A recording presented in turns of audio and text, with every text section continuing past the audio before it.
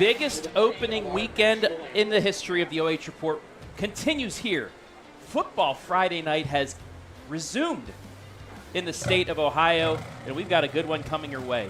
The 114th playing of a rivalry of the 13th largest rivalry in the state of Ohio. Wooster and Orrville come your way after this. Pregame next.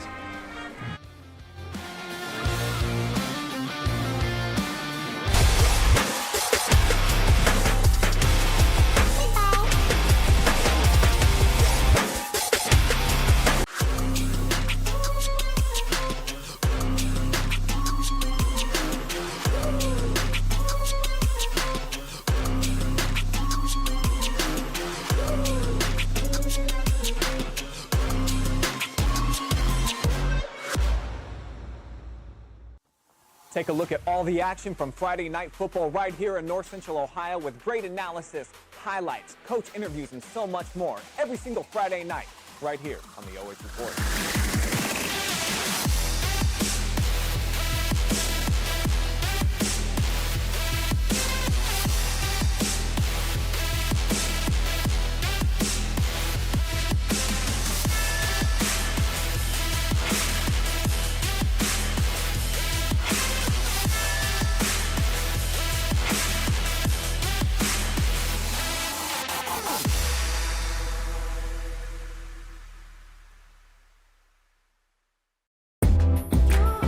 Every time that we walk in, we know we're going to walk into a place that's very clean, and when we walk in, we have a professional environment to come to. The reliability of Pinnacle is always on the spot. We've been with them 16 years so far. They're committed, they are professional, they are very transparent with their pricing, and they excel at meeting every goal and every need we have.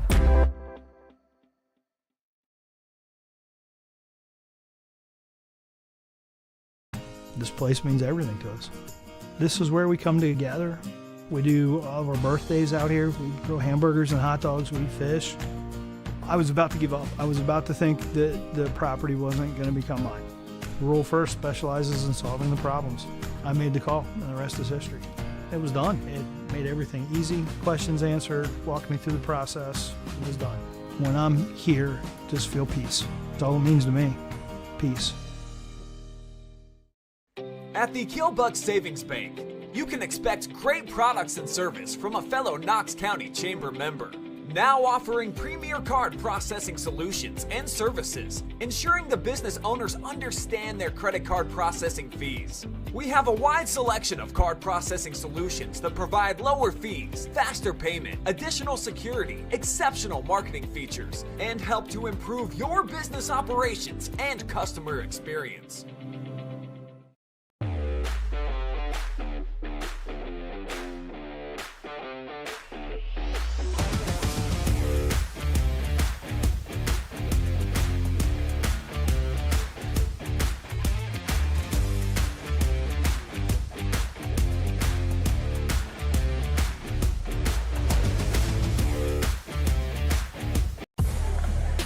We welcome you inside the BS Media pregame show for this, the 13th biggest rivalry in all of Ohio, Wooster and Orrville. Welcome, Wooster.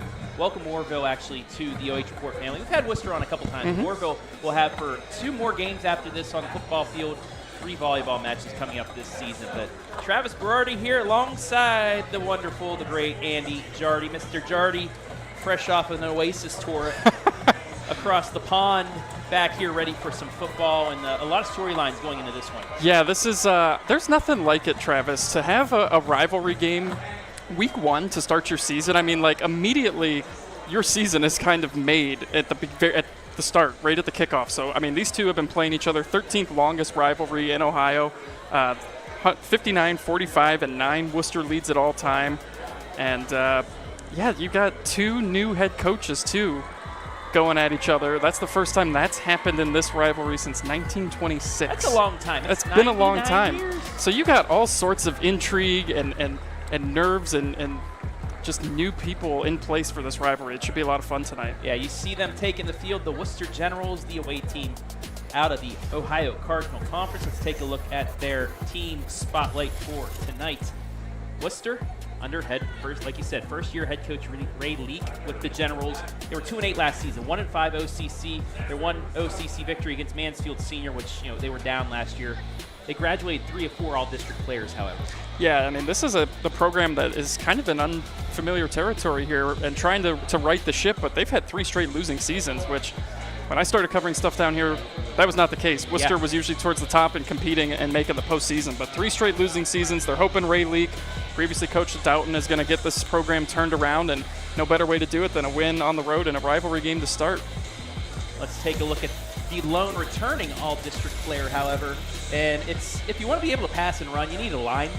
Well, this man, D2, honorable mention, all-inland selection last year, Brody Boreman, 6 foot, 300 pounds. He's back, and he's going to lead that front line. Yeah, and with a lot of experience returning on the line for Worcester, that will give their skilled players, their new quarterback, some time to make decisions. Landon Bird is going to be very thankful that he's got those big hog mollies up front for him. And there is the home-standing new squad on the OH report. The Orrville Red Riders, they're the 2018 state champs. They made a run that year, Cinderella run, to win the state championship. As they take the field here today. And while they take the field, let's take a look at their team spotlight.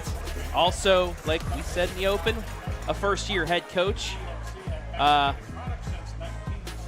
4-6 last season. They missed the postseason by 1 spot. Upper Sandusky eked them out in the final day of the regular season for that spot. But again, new coach, new team. Yeah, Brent Bazanson taking over for the Red Riders this year, previously coaching at Madison, New London, Smithville. He was an assistant coach at Rittman and, Worcester, by the way. So he knows a little bit about this rivalry, getting a chance to coach in it, though, here. He was also the WCAL Coach of the Year at Smithville. For the Smithies. Orrville out of the pack, the President's Athletic Conference. And their player spotlight, junior running back Parker Hostetler, 2024 All-Inland, second team selection in D4. Last season against Worcester, opening night as a sophomore, he got his first real playing time. 21 carries, 92 yards, and a score in their win. Yeah, he had a great season, too, with 9 touchdowns last year, just over 800 yards rushing. Worcester's going to find a way to win this game tonight. They're going to have to keep him in check. We are moments away from kick of this one. Orrville won the toss. They elected to defer to the second half, so the Generals will get to see their offense and Mr. Boreman out there here momentarily. Yeremi Martinez, the junior kicker, ready to kick this away. I can't believe it's here, Travis. It feels like yesterday we were up at Firestone Stadium for softball, and now a couple weeks later, it feels like a couple weeks later. I know. Logan Gattuso, the lone back, ready to receive as we are kicking off week 1 of the 2025 high school sports season. It's going to be taken by Adrian Jelks. Cuts right side at the 30. He's going to try cutting back. He's going to have some room. He fumbles the ball, picks it back up. A flag's on the play. A lot going on here early on. He's going to get to the 40, the 45, and then gets out of bounds. So we'll see what went on. We might have had a block in the back there. I think we had at least 4. Every official threw their flag. Do you think they're excited for the season too? I mean, anytime you see a return like that, though, that is usually going to happen. There's going to be a block in the back on that reverse on the other side of the field. But, yeah, defenseless players. So we'll see officially what it was, but it's all the way back at the 31-yard line. So Worcester at first looked like they were going to be towards midfield. Instead, it's going to get backed up. Yeah, they'll be back inside their 20 now. Penalty marker came in around the 26-yard line. Yeah, I see one flag on the 30, the 26. I said the 31. Another one on the 28, but so it's a block in the back. Yeah, I'm curious how many of these they actually called. I think they 10-yard penalty. And then, yeah, so a 10-yard penalty to start things off against Wooster as we see their offense coming out here now. Landon Bird, 6 foot, 165, the quarterback, the junior, will be taking the snaps this season for Worcester. And he takes the first snap. It's going to be a quick screen left side. That's going to be talked by Jelks. And Jelks is going to get hit maybe a yard or two behind the line of scrimmage. We'll take a look at our first OhioHealth replay of the season. I'm wondering if this was supposed to be a pass because they had 2 guys wide open downfield, but he kind of bobbled it on the catch there. Orrville able to eat that up, and it'll be 2nd down and 11 on the loss of 1. Back to passes Bird. Looking, rolling to his left. He will throw it and be short of of Gattuso, the receiver, and it'll be 3rd down just like that. Yeah, I think this might have been tipped as he was on the rollout here. We'll take a look again at our OhioHealth replay here. Rolling out and just didn't get much on the throw there. Bit of a lame duck there. It sets up 3rd and long here. Just underway on the North Central State scoreboard. Not where you want to be if you're Worcester in these 3rd and longs. 5 wide for Bird. In motion, Monterey Coleman. Quick hit and a huge shot. Good grief. Pass is complete. It's going to be short of the line to gain as Braden McDuffie says good morning, good afternoon, good night. It's going to be a punting situation on the completion. Yeah, welcome to Orrville. I mean, my goodness. Big time hit right there. I think it's a rivalry game, Travis. Yeah, Gattuso made the catch. He got 7, but they're going to go for it. Quick throw on the right. It's going to be a completion at the 30, up to the 34-yard line. Javon Mosley. And rolling the dice. Worcester early on rolls out to the right. Kind of had Orrville scrambling a bit. And the quick out is a completion out to the 34-yard line and a 1st down. You talk about a gutsy call here. Deep in your own territory, 4th and medium. Rolling out and letting the new QB make a throw. Quick hitter on the curl pattern. That's going to be caught by Shantz. Breaks a tackle, gets 11, and it's going to be another 1st down. So Worcester now getting the pass game going. Yeah, those are the kind of plays, too, converting that 4th down. You can see that they've got a little bit of confidence now, too. The tempo has picked up here, and the throws are just a little bit quicker now. Bird, now he's going to keep it at the 50. Out of the 45, he gets hit and down. Another. We got a flag in the backfield. At the moment, 1st down, but we'll see what the penalty is, and it's going to be a hold. We'll see if we can see it on the OhioHealth replay. Yeah. And I think just a takedown on the interior lineman there will back them up 10 yards. That was an 11-yard run. However, that's going to get backed up, and it'll be 1st down and long. Just underway here from Orrville. Sun's starting to set, and we're kind of able to I'll believe it when it sets. The way that we are set up here, the sun is directly in our faces. I feel like I'm in Centerburg. Bird, 5 wide again. Looking to pass. Ball fakes. Now he will throw it, and it's almost intercepted. That's going to be almost picked off by Tyson Woodruff, I believe. Yeah, Look at this, and he just had in his hands, but it was a little bit wide of him. Drops it. It'll be 2nd down and long. That ball fake, he looked like he was going to quick pass, was Bird. Didn't see it, and that allowed the linebacking and the corner core of Orrville to really get set up there. 2nd and 20. Bird back to pass.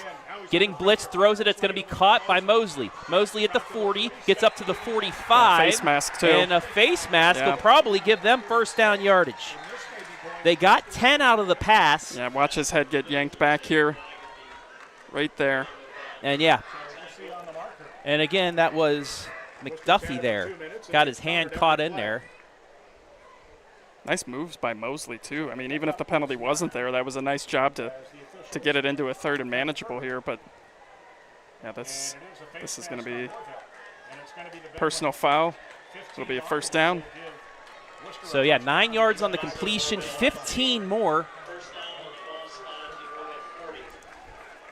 on the pass play all the way down to the Orrville 40-yard line. It's going to be a first down. And Wooster now in business after facing 4th and 6. Rolled the dice, and now they're moving. There's been 7 passes on this drive, too. They have yet to run the ball. 5 wide once again. It's going to be a keeper. And taken down immediately is Bird. Going to be a loss of 1.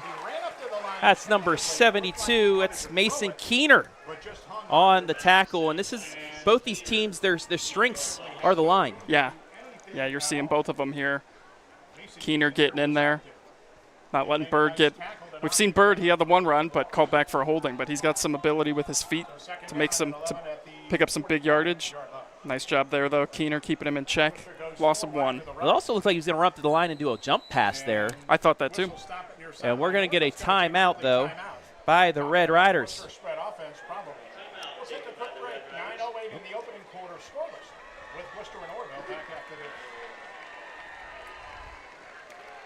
So our first timeout of the game comes at the 9:08 mark. Pretty good looking drive so far from Wooster, though. Yep. Coming out and throwing the ball. Big gamble for it on 4th and 5. They able to convert, keep this drive alive, and now operating in Orrville territory. Want to welcome everybody watching live and free tonight, our first ever stream from Orrville High School in Orrville, Ohio.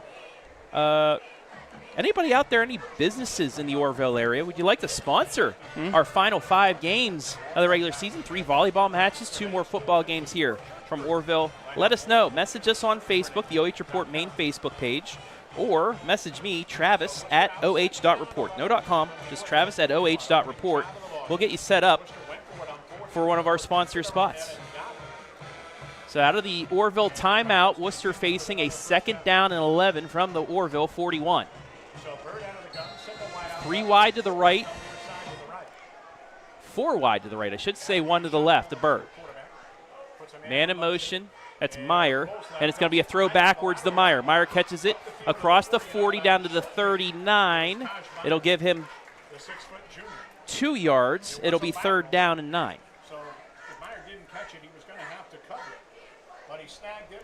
So went with that swing pass. Orrville wasn't having any of it.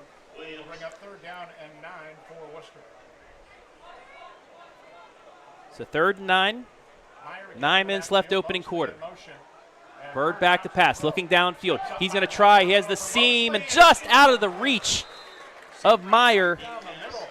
It'll be 4th down, but now in plus territory, we'll see Wooster most likely go for it once again. As you see the replay, just out of the outstretched hands. It was well guarded, too. Yeah, that's kind of the play call on 3rd and long. That tells me that they're going to go for it on 4th down. You just try to pick it all up right there, see if you can get a big-time play, but we saw them go for it deep in their own territory on 4th down. They'll go for it here again. Bird's going to roll to his right.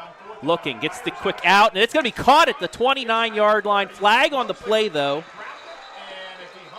Javon Mosley, I believe, made the catch, but we have flags on the play. We don't know, did we have a push-off? It's going to be right at the sticks as well.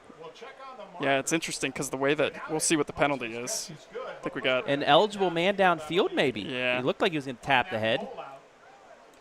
We'll take a look at the replay here. We'll see if we can see a lineman. And, yeah, he got a couple guys on the right side that were more than 2 yards out. So that'll back up the play 5 yards. So that would have been enough for the first right down, at the sticks, which is why they accepted the penalty. Because otherwise they would have just declined that if he'd been short. Yes, if he dropped it. So now it'll set up a 4th and 14 after the 5-yard penalty. Already the 4th penalty of the game. And we're not even 4 minutes in. Yeah, 3 on Wooster, 1 on Orrville. We had multiple penalties on the opening kickoff. 4th and 14. And it's going to be a quick kick. It's going to take a bounce at the 20, get inside the 20, down to about the 15-yard line. So that will change things up as the quick kick almost got blocked, too. That was a dangerous play. However, it works out. And Orrville will get their first possession, 1st and 10, at the 15. I thought we might see them do that once they had that 5-yard penalty. You might see them come out and do a little pooch kick like that. So we'll try to pin Orrville deep and see what the Red Riders can do on their first offensive series of this 2025 season. And our first look at Hostetler as well. In Orrville, like a good neighbor, State Farm is there. So here comes senior quarterback Cameron Kraft. Kraft threw for 260 yards and 3 touchdowns in this game. Cameron Kraft, the senior, will take his team out, backed up in enemy territory. Parker Hostetler returns as one of those featured backs. Got a man in Takes the snap, hands it off to Hostetler. Left side up to the 20, up to the 21-yard line, to the 22. Give him 7. It's going to be second down, and already you see this line play. Look at that nice cutout block, and then Hostetler did the next. And he is tough to bring down. He's solid, 5'10", 200. Like, that is not someone that is easy to bring down. And you can see why he had the year that he had last year in this game, coming in just under 100 yards rushing. Picks up 7 on that first run. Second and 3. Back to pass, looking down the middle, has a man, but got pulled. Yep. And there's the flag. That's the only way that Orrville was going to save that from being a touchdown. Yeah, you don't love getting called for pass interference, but you do in that instance where that might have been a touchdown if he was able to complete that pass. But who else was that? That was McDuffie again. Yeah. Already making plays on both sides of the ball. So that'll be a 15-yard penalty. That will be an Orrville first down. And early on, we're seeing the offenses moving. Lincoln Klutz, Carson Cunningham, the guards. Graham Hostetler. Owen Landis, the tackles. Luke Kinzer is the tight end. So important in a rivalry game like this, too. You want to be that team that scores first and put all that pressure on your opponent. McDaniel in the motion. Hand off Hostetler. He has a whole left side, 40, 45, 50, 45, tripped up inside the 45 down to the 44-yard line. Another first down, and you can't give him that much room to run. That was a very effortless 19-yard run. I mean, the blocking downfield was beautiful. Parker didn't have to do a whole lot other than just keep chugging those legs. Picks up 19, and they're in the Wooster territory now. He had 92 in the game last year. You got to think he wants to break the century mark this year. Orrville rolled in week 1 a season ago. However, didn't get many playoff points from Worcester as they won 2. We're going to get a flag right off the bat. Looks like we're going to get a false start. Offsides. Take a look and we see. Yeah, they're And I think it was just set up offsides too.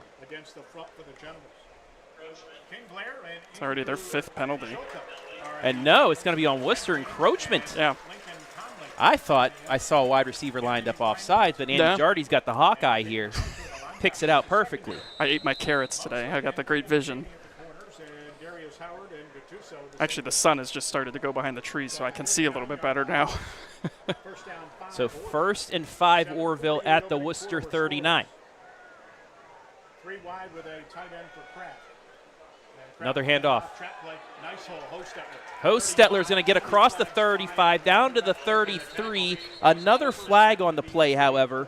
And we'll see what that is, if it's a hold or if it's a face mask. Well, we had hoped for Orrville seems to think it's on their rivals. And, yeah, we might have another penalty. They threw it around where the tackle was made. Yeah, another face mask. And it's another face mask, 15 more yards. And just like that, Orrville inside the red zone, down to the 18.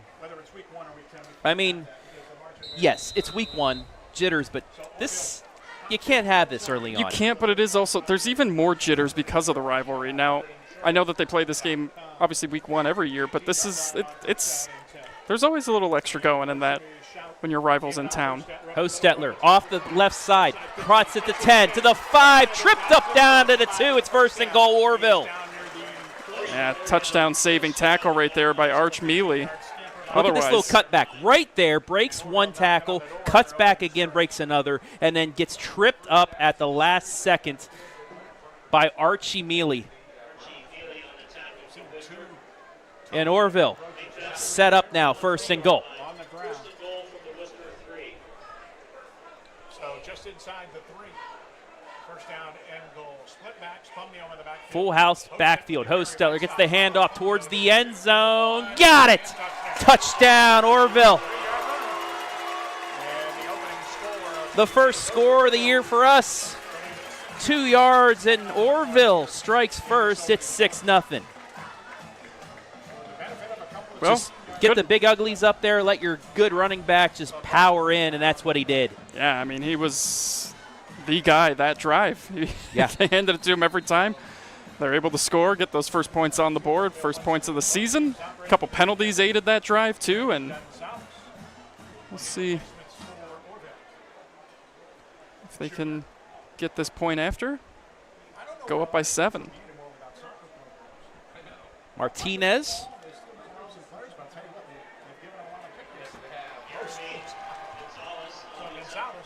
Gonzalez with the kick. It is up, and it is wide right. No good. So, 7:01 left here, opening quarter. Orrville strikes first. We'll be back.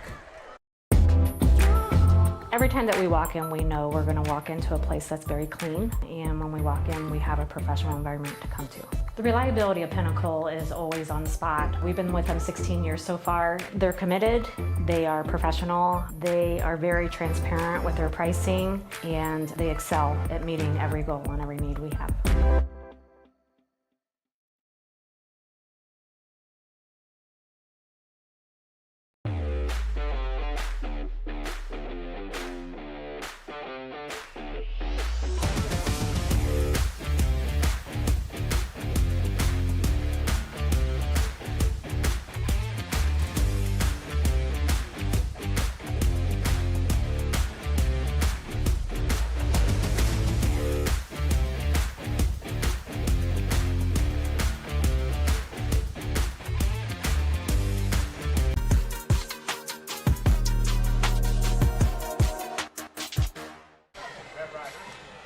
Back here at Orrville, it was the Parker Hostetler drive. Sure was. 51 yards on the drive, including his 2-yard touchdown, and it's Orrville leading 6-0. Travis Berardi, Andy Jardy back here is Wooster looking to receive their second kick, and that's going to get a bounce into the end zone, a touchback, and that is how we will start possession number 3 here today. Lucky that one kept bouncing and into the end zone. Otherwise, they were going to be in a very precarious situation there with that ball possibly going out of bounds inside the 5, but Wooster will take over now at the 25. Had a good drive going on that first series. Just penalties and found themselves, they went for it on 4th down 2 times, converted the one, and then the penalty on the other one forced the pooch punt. So we'll see how they respond here. Bird made some good throws, made some ill-advised throws too, but they had a little bit of a rhythm there. Key will just be to continue that drive once they get into enemy territory, and we got a second timeout. Going to have to burn a timeout.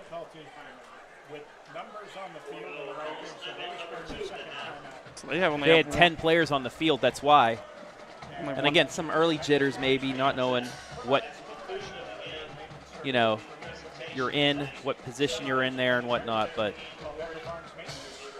so again, gives us a chance to say hello to everybody watching live and free on the OH Report. Let us know where you're watching from. Give us a shout out. We'll shout you back out here on our Friday night coverage. And I can let you know also, give you some scores from around the OH Report. Down at Clear Fork, they're playing Perkins. That game scoreless in the first quarter.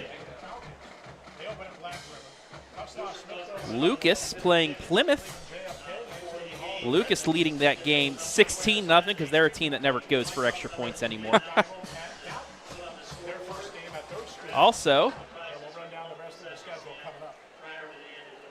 East Knox, Northridge. Northridge leading 7-6 in the first. And our final game I can look at real quick. Macomb 7, Monroeville 6 is a nice run down the left side. Another flag, though, as Coleman had a nice run. We'll take a look at the replay and see. And it's a hold. I saw a grab. I saw a little tug of the jersey and a spin. And another penalty is going to back up the Generals.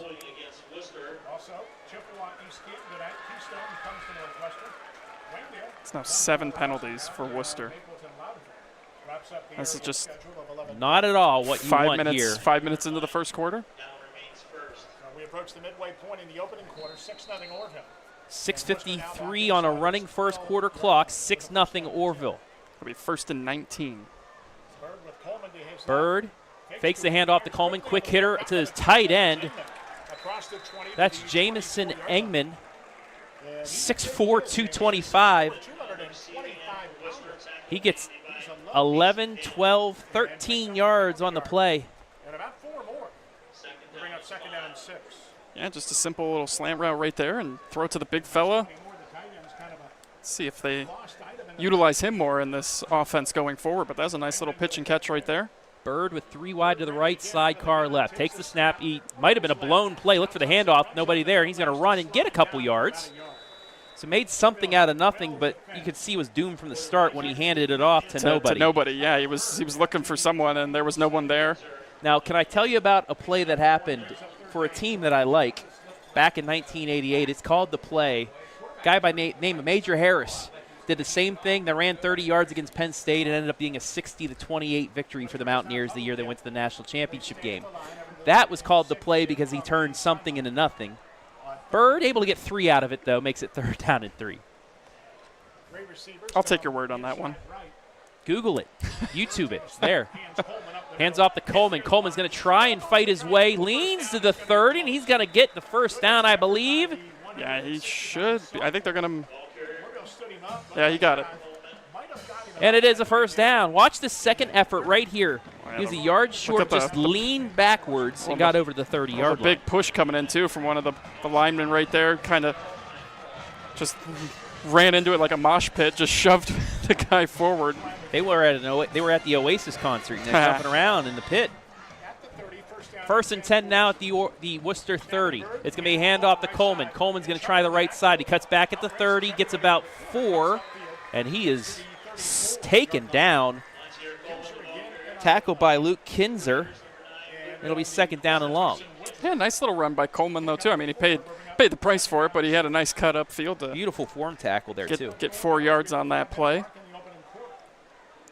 Solid pickup there on 1st down. They got to stay out of those 3rd and longs. They found themselves in a few of those on that opening drive. They got to stop the penalties as well. Clean that up, too, yeah. And movement all around. Yeah, no flag, and that pass is going to be batted down.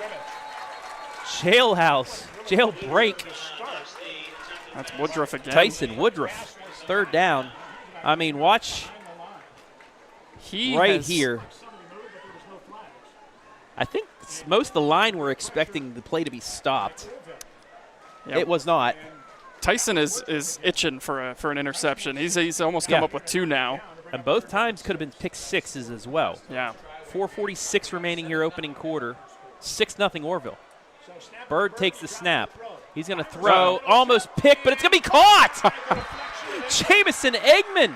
The man's big. The man has hands, too. Grabs that out of the defender. It's going to be a Wooster 1st down. Look at the replay. Dink, right into the hands, tip drill. That's why they teach that, Jardy. That's exactly right. And those are the kind of plays you need if you're Wooster, too. Coming off a rough year last year, just 2 wins, and trying to get your season off on the right foot. You got a bunch of new players at skill positions.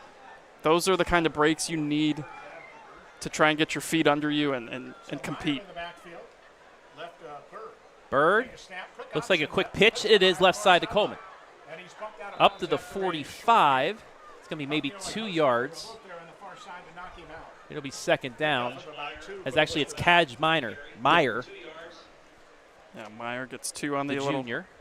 Little option run right there. Knocked out of bounds with 4:20 left in this opening quarter. 3rd possession of the game. Orrville scored on their possession right before this one. Full house backfield now, 2 wide to the right for Bird. Looking for the quick hitter. He's going to pump fake. Now he's rolled out of the pocket. He's just going to throw it out of bounds. It'll be 2nd down or 3rd down. Yeah, he wanted to go underneath to Sam Shantz there, but Shantz wasn't open. And maybe if he stayed in the pocket a little bit longer instead of rolling out, he would have had a second or more longer, but I don't think that would have mattered. Yeah, that play just didn't look like it really had much of a chance to develop into anything. So here they go now, 3rd and long. 3rd and 8 from the 45 of Wooster. 4 wide, 2 to the left, 2 to the right for Bird. Tried to get Orrville to jump off sides. They had nothing doing there, and now he'll get the play. Play clock inside at 5, snap it to Bird. Play clock at 3. He's going to try down the middle of the seam, goes tight end, and what a catch! Oh, my goodness. Engman again, down to the 25. Holy smokes. What a catch. That's a top play nominee if I didn't see it. That is one of the best catches you're going to see all year, and the roar from the crowd on the other 30 side. yards. How about Good that? grief. Catches on this drive. That's his 3rd catch of the drive. Yeah. And a big one, too. Twice on 3rd down, he made a big grab. What a nice target to have, to just throw it downfield and, hey, go make a play for me. I'd look at him Looking to throw again. Rolled out, throwing towards the sideline and just out of bounds beyond the hands of Mosley. It's 2nd down. If you don't know the name Jamison Engman, now you do. 6'4", 225. He's a junior. You got to think the way he plays, he's getting looks by somebody. You would think. And that's the beauty of rivalry games, too, like this, where someone unexpected has a game and steps up, and everyone starts to know the name. And Engman certainly making his case here. Up to It's going to be a handoff up the middle of Coleman. Coleman cuts left to the 20, gets pushed back, but forward progress will give him 5 yards. It'll be 3rd down and 5. So we come up on 3.5 left in this opening quarter. They're doing a good drive. Worcester, or doing a good job, Worcester is, of kind of controlling the clock here. I mean, they've had the ball most of this first quarter, and we saw the way Orrville's offense went right down the field. Time of possession might be a key for the Generals trying to get a win here. I think we're going to get a timeout. And, yeah, another timeout. And Orrville will call their final timeout of the half. Wow. Not even 9 minutes into this game, 6-0. But this will give us a chance to take a look at our keys to victory. Ah.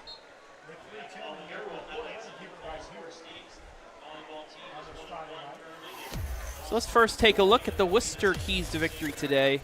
And, well, after the season last year, Andy, get a fresh start. Yep. You know, you just got to, you flush it and you move on. New coach, yep. New attitude, and fast start. They were driving. Yeah. And right back at you. Now they're trying to answer. So keep this going. Keep this momentum going. That first drive, yeah, you didn't get into the end zone, but you converted a big 4th down in your own territory. And if it wasn't for a couple penalties, it's probably 7-6 right here at the moment, or 6-6 at least. Could be, yeah. They were facing a 4th and long on this side, too, where they ended up pooch punting it away. But they did have a good opening drive. Just a couple penalties really hurt them. And Engman has shown out, too. Yes. Go to him more. And Orrville, the run game, it's worked so far. Keep at it. You got a good line. You got a good running back. And this is a rivalry game. You got to get back. It doesn't matter how many times you've won. It doesn't matter who you play, all that stuff. This is a rivalry game. You want to beat the team across from you worse than most teams. Bird's going to get out of the pocket. He's going to have the first down, and they get taken down at the 14-yard line. It's good enough, though, for a first down. Give him 6 yards. It's 1st and 10 from the 14. Yeah, nice job. Making a play with his feet. A little slow to get up here. He did get hit hard. He's going to stay in there, though. But another first down. Inside the 15 now. Under 3 to play in the first. Trying to respond to that Orrville score. Full house backfield once again with Coleman, who gets the handoff, cuts it to the 10, leans forward to the 9. So 5 more yards, 2nd and 5. Yeah, he just couldn't get to the outside. He's going to run into one of his own linemen here, but if he's able to, right there actually was a nice job by Orrville there. Sometimes it's not about the tackle, but just blocking. Just disrupting it just enough. Here we go, hurry up offense. Down to the 3. Here we'll quickly show you the play. It's Coleman again. It's good enough for a first down as Coleman just jukes and jives, moves his way through, and gets the first down as they're back to the line again. Handoff Coleman. Coleman met at the line of scrimmage and taken down. Who else Braylon McDuffie. Yeah, McDuffie had enough of that formation and what was going on right there. They tried to run it at him a third straight time, and McDuffie says, I've had enough of this. Hello, you're not scoring. Thank you very much. Read it perfectly, yeah, too. he was ready. If that's cut out to the left side, he's toast, and it's a touchdown. But no, his speed allowed that to get stopped, and they'll stop forward progress at the 3. 2nd and goal from the 3. Wooster trying to tie or take the lead. Hand off to Coleman. He's trying right side. He's going to get taken down at the 5. Maybe down to the 4. It's going to be 3rd and goal. And Coleman looks a little gassed on that run right there. There wasn't a whole lot behind that one. Didn't really have anywhere to go there. And Parker Hostetler, the senior D lineman, making the tackle from behind. Coleman's going to get a breather now. Play clock at 20, so they can make some adjustments. Clock down to 70 seconds. 1:10 to go in the opening quarter. 6-0 Orrville. And they may run this down and maybe take a timeout. Yeah. I don't know. Down to 6 seconds on the play clock. Yeah, I think they're going to have to burn a timeout here. Yeah, coach And they is out will there. call a timeout. Yeah. So Wooster burns its first timeout here.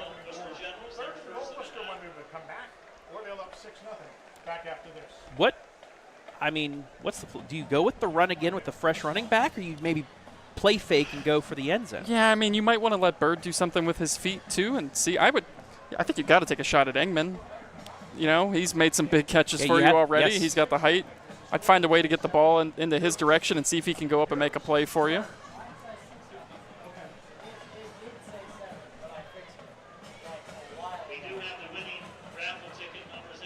This is such a great game rivalry atmosphere. Oh, I mean, yeah. It is packed here. You've got both fan bases wearing shirts that say "Beat the other school." Uh-huh. Like I love rivalry games, Travis. It's like one of my favorite things about sports is especially if you involve a trophy. Like if there's a trophy involved in a game, I'm automatically dialed in and just ready to go. 100%. A lot of media here too. Oh yeah. Our friends from the Wayne County Sports. Got Josh McWilliams here. I mean, I'm just saying, 13th largest rivalry in the state of Ohio. It's going to get some love. The longest, 13 longest. Yes. Well, biggest, longest, yeah. Largest. Huge. All right, out of the timeout. It's 3rd and goal from the 4. Meyer, left side of Bird. And we're going to get a false start. And that's going to back Wooster up 5 yards. Oh, I don't know if you saw that, but Bird just kind of threw the ball, and his lineman was not ready for it at all. And it hit him where it counts. Threw it right at Hudson. So now it's going to be 3rd and goal from the 9, and this might be where you see your tight end. He's slot to the left, stacked there with Meyer. And again, a quick start and just thrown out of bounds. The line did not.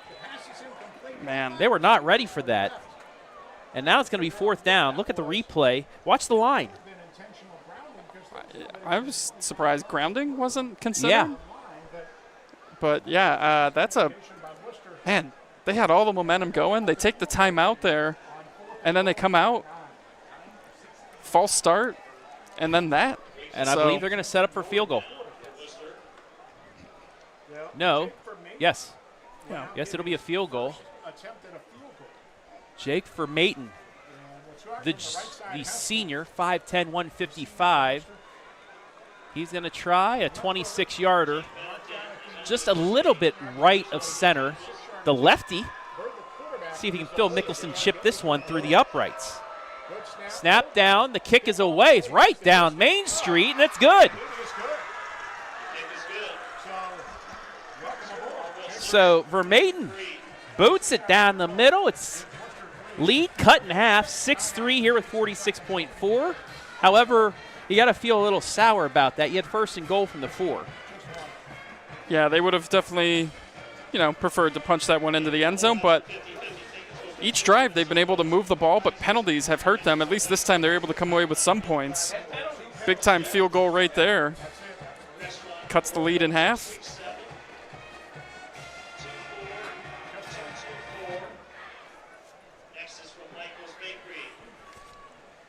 While we have a moment, let's take a look what Wooster has on their schedule this season. Starting out here tonight against Orrville, then hosting North Royalton week 3 because there's only 7 teams right now in the OCC. They start conference play a week early. They're at New Philly, get Madison and Lexington, head to West Holmes, get Dover, who will be in the conference next year, Mansfield Senior, and then at Ashland and at Louisville to end the season. I believe that Louisville will be on the OH report because we're with Louisville as well. I was going to say, I'm pretty sure you and I are going to that game. Yeah. So that we will start and end the year with the Wooster Generals, which I always like. Obviously, I love bouncing around the different places and stuff, but there is something to be said, too, about seeing a team multiple times. It'll be really interesting when we do that game in Week 10 to see how much they've grown over the course of the year. And here's Orrville. They got at West Holmes next week, so back-to-back OCC opponents, at Canton Central Catholic, at Tuslaw, Fairless at home, at Canton South, at Northwestern, and 3 to finish out. We'll do the Worthington Christian game, and I believe Manchester as well, before they finish out with Triway at home on senior night. Yeah, first you won't see the Red Riders home for almost a month. 3 straight road games after this one.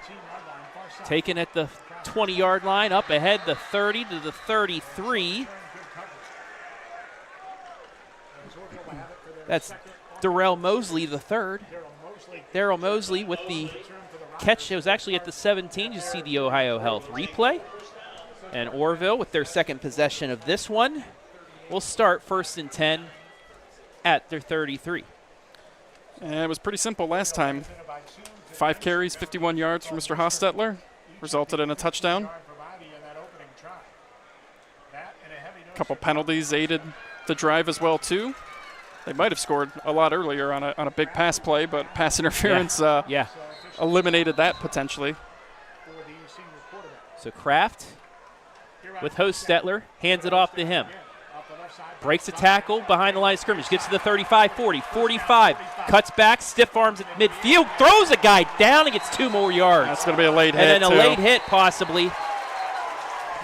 Yes, there it is, the flag off the camera angle, but watch this right here. Yeah. Just threw and then him. right there, just some frustration on Wooster.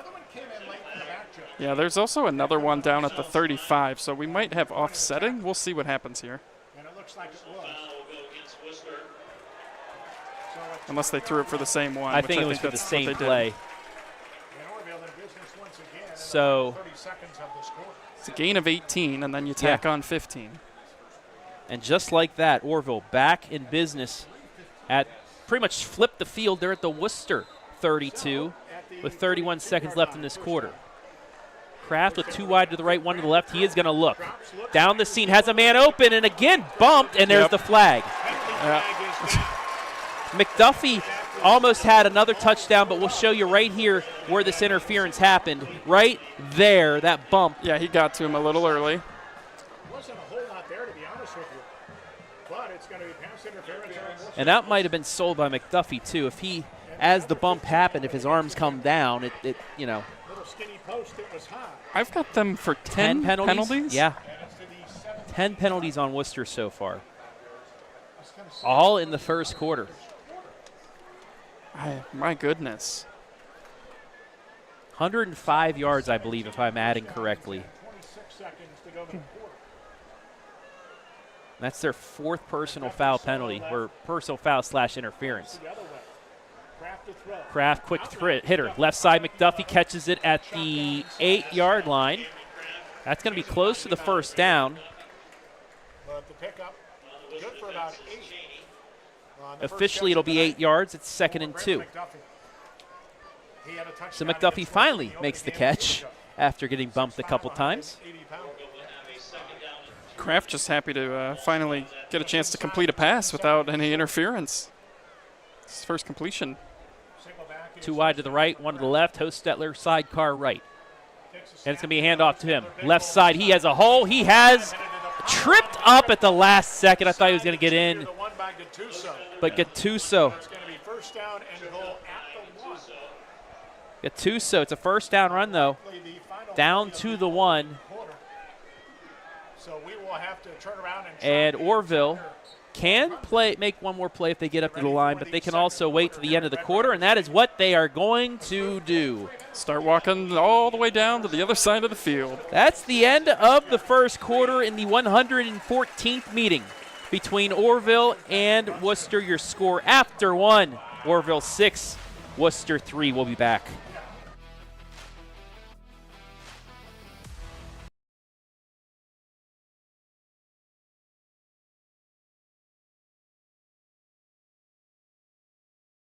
This place means everything to us. This is where we come together. We do all of our birthdays out here. We grill hamburgers and hot dogs. We fish. I was about to give up. I was about to think that the property wasn't going to become mine. Rural First specializes in solving the problems. I made the call, and the rest is history. It was done. It made everything easy. Questions answered, walked me through the process. It was done. When I'm here, just feel peace. That's all it means to me. Peace.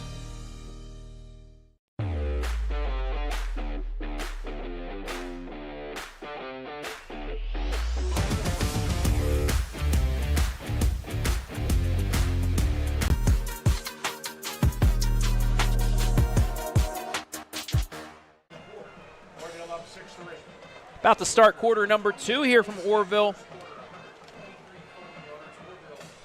The 13th longest, right? Now, is that how I said it right? 13th longest rivalry in the state of Ohio. They've been playing since 1903. I was not born quite yet for that. I was not even remotely a thought. Our parents, our grandparents weren't even a thought yet. Handoff, Hostetler easily into the end zone. Touchdown, Orrville. 12-0 on the 1-yard scamper. I mean, you gave him a break to end the quarter, and you just can't stop that from a yard out. Yeah, he is going to be a problem for the Generals all night. I think they knew it coming in. He had a big game last year, and he is just really doubling down on it this year. His second touchdown of the night pushes this lead out to potentially double digits. See if they... I think they're going to go for 2 this time around. Try and make this back to a 14-3 lead. 12-3 Riders, 2 seconds into this second quarter. Just underway in the second quarter, 11:58 left here. Come right and Woodruff the other way. Hostetler, sidecar right, 2 wide to the right. Now in motion is McDaniel. Fakes the handoff to him, throws it to, can he catch as well? Yes, he can. 2-point conversion, good. Yeah, there's a flag coming in because there was definitely some jawing. No, there was an unsportsmanlike conduct, a very defenseless defender I saw it, there. Yeah, you'll see it coming in there. I think the 2-point conversion will count, and this will go on. This is all after the play happened. Take a look at the replay one more time. We'll keep it here. So I'm pretty sure this all happens after the play is over. You'll see you see it kind of happen. So that'll be on the kickoff. That's what I'm thinking is going to be the case, yes. But Hostetler, nice little ball fake to McDaniel on that sweep look, spins, and then throws it to a wide open Hostetler. So it's a touchdown is good. The 2-point is good. 15 yards now against Orrville. That's their second penalty, their second personal foul. Well, the first one was a face mask, but still a personal foul. That makes it 14-3. 11:58 left here in this opening quarter, and while we have a second, let's take a look and see if I can get you some scores from around the area as we kick off the first full night. Lexington 15, Ontario 6, 9:20 left in the half. After one, Margaretta 14, Vermilion 7. Edison 21, Firelands 0. That's first half. Fredericktown leading Highland out of the MOAC 7-0. Bellevue 13, Clyde 7. Lucas 24, Plymouth 0. Wow. Cary 7, Hopewell Loudon 6.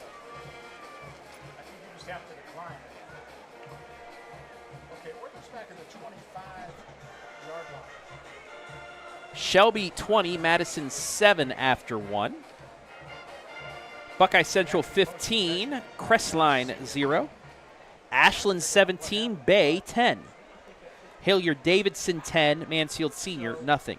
Orrville will kick off from the 25, and Gonzalez will do that. Gattuso has moved all the way up. And just a reminder, tonight around 11:30, we have the opening night of the Friday Night Pigskin. Scores from all around the area, highlights of all of our games, and more coming up. Opening kickoff taken back further, and we got room down the sideline. One man to beat, breaks through the kicker. Another man to beat at the 10, the 5, into the end zone.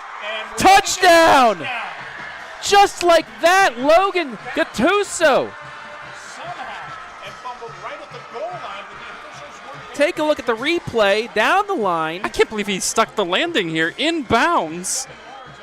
He did fumble it too, but they recovered it into the end zone. And I think he might have been over anyway. If not, an easy touch-in for Owen Bailey.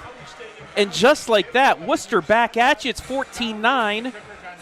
Well, how big does 2 touchdowns in 16 seconds. How big is that personal foul on the 2-point conversion now? Yeah. What looked like just an innocent, I mean, not that a personal foul is ever innocent, so to speak, but you don't think anything of it because you got the 2-point conversion. It's just on the kickoff. I mean, the kickoff was short. They were backed up, able to return it all the way. Extra point, snap down, it's blocked.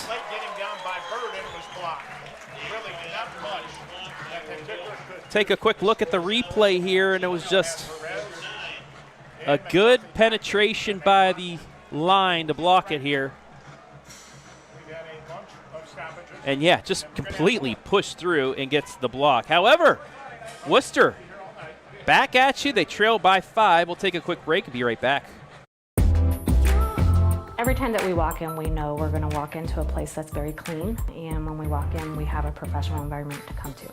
The reliability of Pinnacle is always on the spot. We've been with them 16 years so far. They're committed, they are professional, they are very transparent with their pricing, and they excel at meeting every goal and every need we have.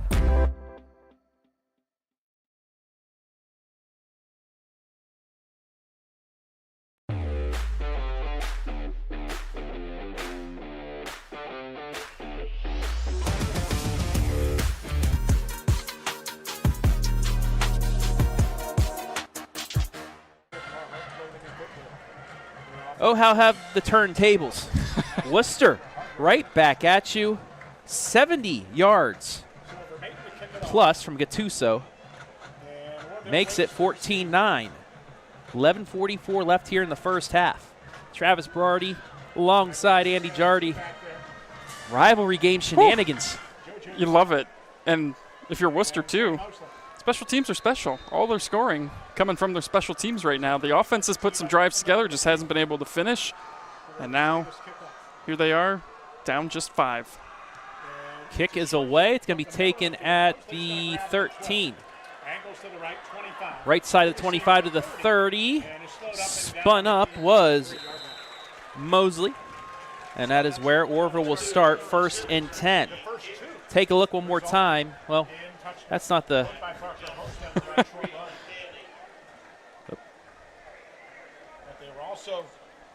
Here's the return one more time. Yes. And, yeah, just got the feet in. That's impressive. I thought for sure there was no way he'd be able to come down in bounds once he took that leap up into the air, but got both feet down. What a return. We've seen some incredible plays here. Yeah, it's top play nominees. I don't know which one to use. Engman had the incredible catch. Gattuso now with that return. And Hostetler doing Hostetler things. And that's what the Generals need right there, is a big stop like that on 1st down. Start to get them to operate behind the sticks. Yeah, only a gain of 1. That's his shortest run so far today, other than the 1-yard touchdown, but there was no yardage left for him. Bring up 2nd down and 9. You feel with that stop a little bit of momentum now shifting the way of Worcester. Now remember too, Orrville's out of timeouts. This is true. Yeah, they burned through all 3 of them in that first quarter. Worcester's got 2 remaining. Kraft takes the snap, quick hitter, right side. That's caught by McDuffie. McDuffie across the 40, breaks a couple tackles, 45 up to the 47, and that'll be good enough for a 1st down. So Orrville says, you know, if our running attack isn't going to work for a play, let's just throw it to our multi-aspect athlete in McDuffie.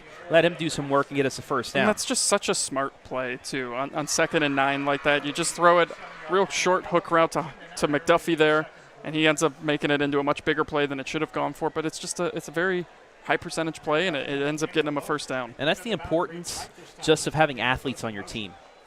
Fakes the sweep, gives it to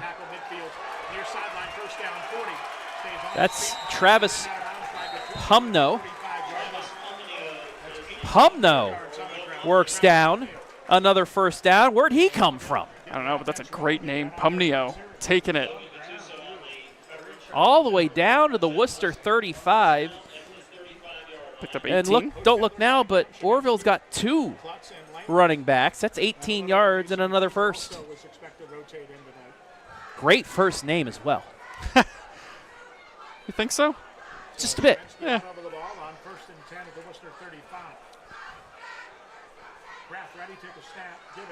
Hands off to Pumno. And this time he's going to get hit in the backfield and will lose 2 yards. Pumnio taken down in the backfield. That was a really good job by Wooster as Darian Mitchell. It's the first play to go for negative yards for Orrville here tonight. And that's what we need to see this Generals that Wooster fans want to see more of, is start controlling that line of scrimmage a little bit more and stop the Red Riders from running all over you. Kraft looking to pass now. He goes left side, out pass. It's going to be caught by McDaniel, but it was a little bit out of his reach, so he had to slide for it. Does make the catch, but only gets about 3 out of it. It's going to be 3rd and long. Yeah, there just wasn't enough on this throw, and to come back for it, had to go down for the slide. Picks up 4. But that could have been a much bigger play. That could have been close to the sticks, yeah. Gets them inside the Wooster 35, down to the 33, and now maybe getting towards 4-down territory. So 3rd down and officially 8. Quick snap, throw, catch, first down. McDuffie once again. And, I mean, Orrville's just playing smart football right now. Throw it to your playmaker. Yeah, that's nice, quick quick routes. Hostetler not in there right now. Hopefully he's not hurt. I do see him getting the call from the coach, so he's just getting a breather. He's coming back in. But give it to your big play receiver in a big situation. They do. They get the first down, and they continue to move the ball as we are under 9 minutes left in the half.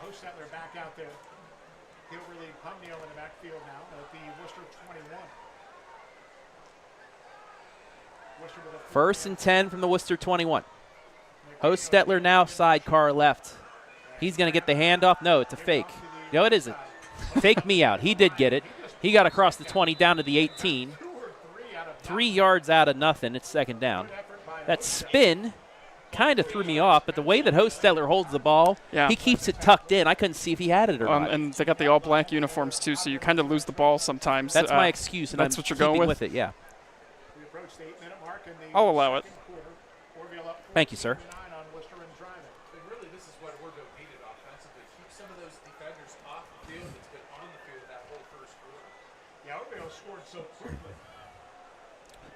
Second and 7 from the 18. Kraft takes the snap. He's looking right. Throws it. It's caught. That's Woodruff. Woodruff breaks the tackle down to the 5. Gets a big block, but a flag. Too big of a block. That's going to be a personal foul. We'll see. Is it a blind side? And, yeah, he lowered the boom. Defenseless player. That's going to be 15 yards, and that will erase a touch. I don't even think he needed to do that, though. I don't even think he needed to block him. He was by him. Absolutely not. Take a look at the replay one more time. Broke the tackle there. And I think he gets by him. That's tough. He would have scored regardless. So there was no need for that. So it'll be taken from the 8-yard, the 6-yard. No, math is hard. It is from the 8-yard line, 15 yards back. They'll get back out past the 20 to the 23, and it'll be 2nd down and 13 instead of a touchdown. So penalties just plaguing both teams and hurting them in big situations. Yeah, wipes a touchdown off the board. Now it's 2nd and 12. Man in motion, that's Shoop. Shoop and McDuffie get in. Both went into motion, both reset. 13 on the play clock. Kraft now will get McDuffie in motion again. It's going to be a sweep. McDuffie breaks a tackle across the 25, full head of steam, 20, down to the 15, knocked out of bounds by Cameron Chaney. But it'll be set up a 3rd down and manageable down to the 15, 3rd and about 4. Yeah, picked up most of that penalty yardage. It's going to make it a 3rd and short. Just inside the Wooster 15-yard line. And again, give it to your big play athlete. Let him get you some big yards. Yeah, he's tough to bring down. I mean, he's making defenders look silly out there. The way he's been able to just pick up the yards after has been really impressive. The yak, whether you want to say catch or contact, he's done a nice job. And we got a flag on the play as the ball is snapped. And oh boy, against Wooster now, I believe. Yeah, that's 5 yards. Encroachment. It's going to be what, half the distance here? First down. It's 5 yards. It's going to be a first down, Orrville. So Wooster gives the gift back after the personal foul on Orrville earlier in the drive. It's going to be 1st and goal from the 9. Yeah, you're probably looking at 4-down territory if you were Orrville there, if you didn't pick up that 3rd down, but now they'll have a 1st and goal from the 9. Just over 7.5 left here in the first half. Orrville trying to get this back to a 2-possession lead. McDaniel in motion, goes to the left. It's going to be a handoff to Hostetler. Gets taken down from the back. No horse collar call, though. They definitely wanted that call there. It looked like it was a horse collar tackle. Here's the replay. Coaches definitely wanted it here on the Orrville sideline. Right on the neck. Yeah. And threw him down. Yeah, he's going to lose a yard on that play. So 2nd and goal now from the 10.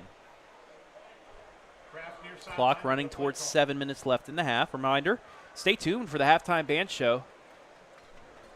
Both sides have solid bands. You'll see them right here live and free. Still got 7 minutes, possibly a lot of scoring. Kraft fakes it. Now he's going to throw into the end zone to his wide receiver who got interfered with, but it doesn't matter. Braylon McDuffie says, I will not be denied a touchdown, sir. Not for the 3rd time. 20-9.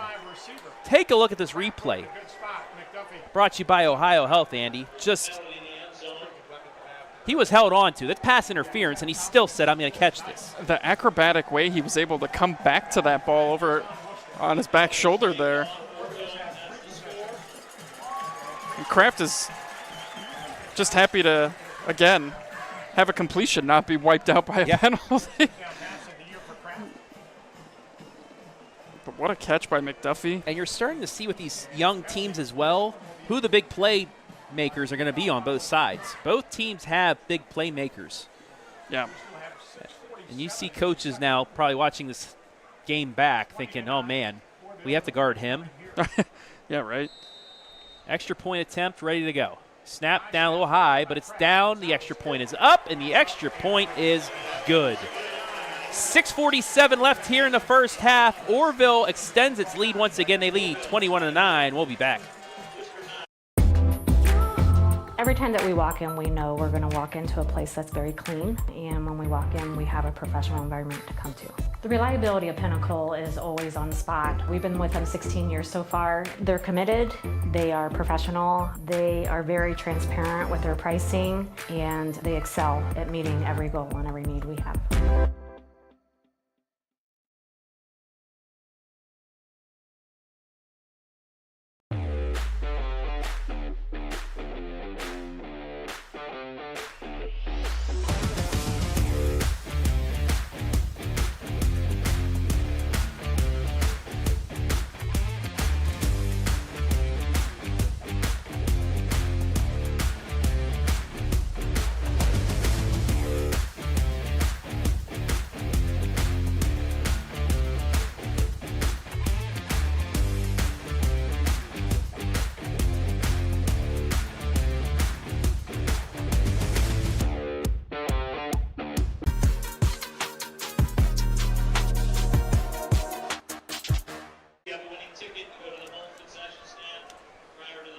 Braylon McDuffie with a guy grabbing his shirt makes the catch.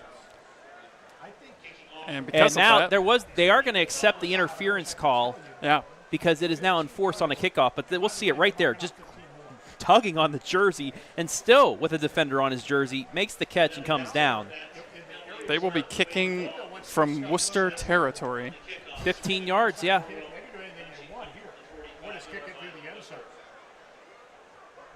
So instead of the 40, they get up to the 45, and last time they were kicking deep in their territory. This time they're in Wooster territory, and we'll see if Wooster just lets us go into the end zone for a touchback. Well, I would try to not kick it that far back, but we'll see what they do. Now they're just booting it. Yep. A little surprised by that, but I guess maybe after the return on the last one, you don't want to take any chances, but I thought maybe you might try to kick it in the air a little bit more and another thing pin with them that, deeper. too, is it's a smaller amount of time for the defense to get down to that line. So if that line can set up, that front line of Wooster can set up quick enough, it could cause problems for the Orrville, kicking team. I was just thinking to get some air under it, force a fair catch.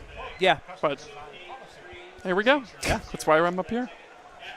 I mean, you guys saw a very controversial kickoff last year between Centerburg and Northmore, which turned out being a touchback instead of a nearly game-tying No controversy. touchdown, I mean, the right call was made. Yeah. Just in the moment, nobody knew what was happening. 5 receivers set on first down. Put a man in motion. Man in motion, it's going to be a sweep. Coming to the left side. Across the 20. Nice spin move. Hit the circle button. Gets up to the 25. Maybe across. That's Coleman. Good hard run by Montier Coleman. Give him 6 yards. It's second down. Watch this. Hit the circle button right there. Right there. And then bounces off another tackler and gets 2 or 3 more yards. Yeah, he almost looked like he had some trouble initially with that handoff, too. Bobbled it for a second. Sometimes that little bit of hesitation, too, on like a broken play like that can just throw out. It's like a glitch in the game, so to speak. Yeah. Yeah. Second and 4 as we approach 6 minutes left in the half. Snap back. Ball fake by Bird. Looking still. Trying to look. Now he throws it, and he throws it to the man he wants to, the big old tight end. That's Engman with the catch and a first down. When in doubt, just throw it in his direction. Yeah. It's going to work out for him. And he was able to get open enough to where he just found that bubble in the zone defense. Yeah, I was a little worried initially when he let that ball go. You hesitate to kind of throw off the back foot a little bit there into some heavy traffic, but Engman able to come down with the catch. That's like that play on NCAA football where the more time you have, you know it's going to be a touchdown. Bird's going to roll out of the pocket to the right. He's going to throw on the run, and it's picked off. Case McDaniel across midfield. The 45, he's got a convoy. 30, 20, take it to the house. Pick 6.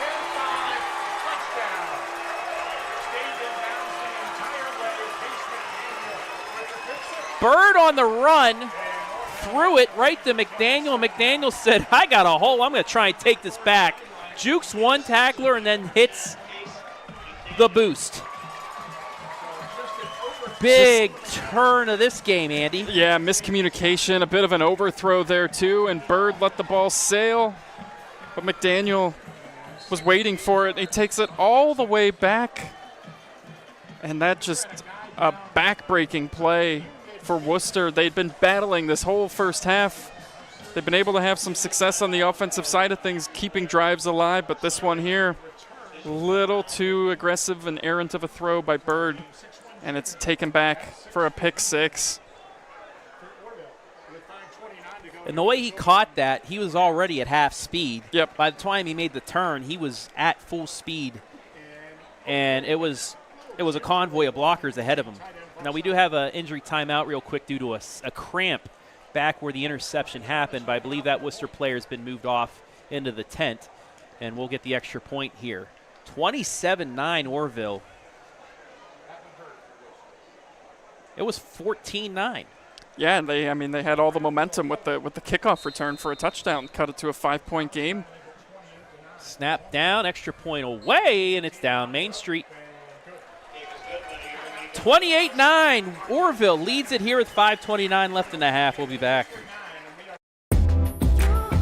Every time that we walk in, we know we're going to walk into a place that's very clean, and when we walk in, we have a professional environment to come to. The reliability of Pinnacle is always on the spot. We've been with them 16 years so far. They're committed, they are professional, they are very transparent with their pricing, and they excel at meeting every goal and every need we have.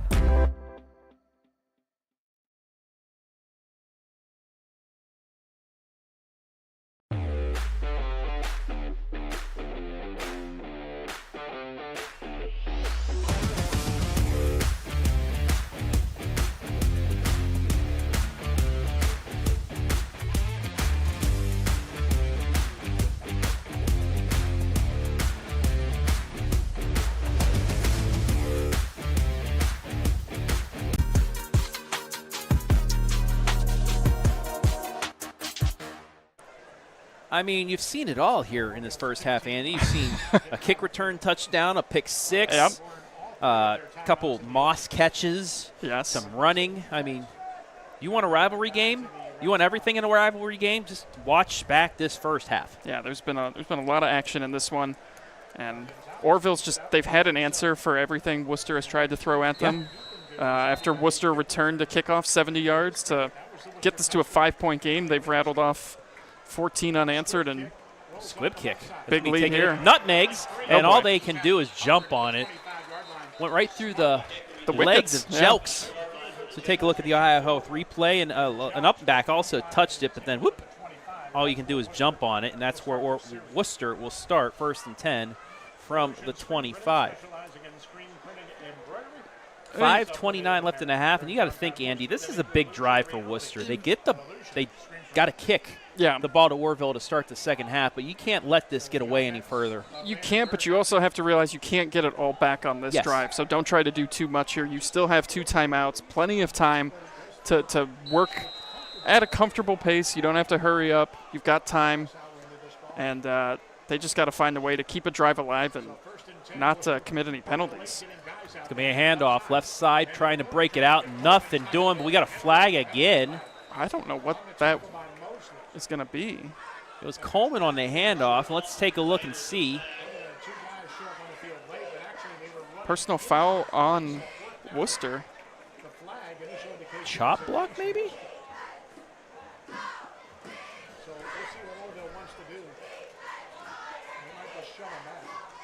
I cannot believe the amount of penalties. I mean, I know it's week 1 and it's a rivalry game, but like this is. They're going to back it up.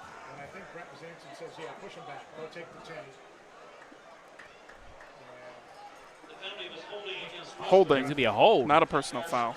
Sometimes it's hard to tell from up here when the official signals personal foul or where they do hold. Or the hold, yes. Clock starts back up. Bird looking right side, throws the quick slant. It's bobbled and almost picked and complete second down. Well, that would have been worst case scenario if you threw another pick six. This one just goes in and out of the hands and then up into the air. And actually, right at the last second, Gattuso was able to tip it again, or that would have been a pick six. 2nd down and 20 from deep in their own territory at the 15. Orrville late getting on the field, getting set, and that's going to be a face mask there, and that's going to get 15 yards back. Man. I mean, this is getting a little ridiculous, right? Yeah, I mean, the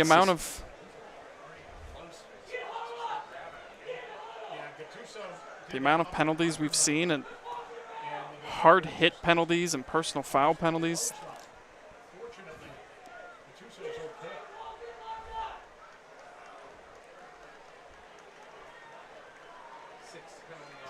And is that? So they'll move it back 15 yards, and it'll be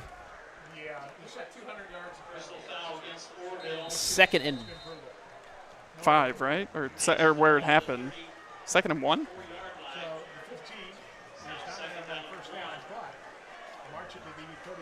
From where the play ended. So, yeah, 4-yard gain, and then 15. It's 2nd and 1. Handoff. 1st down up to the 40, 45, 50. Coleman across midfield. And Wooster getting the break with the personal foul, now in Orrville territory with plenty of time left in the half. Yeah, Coleman's best run of the night there, too. Just did a nice job being patient. Let the blockers get out in front of him and just kept going, picks up 18 and gets into Orrville territory. And that's what we're talking about. They have time. Ooh, that's a dangerous deep, throw. And it's picked again. McDuffie.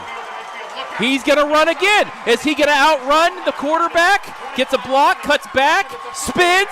He's going to go. Another pick six. Touchdown, Orrville. Wow. Unbelievable. The Red Riders turning it up a notch defensively. Back-to-back pick sixes.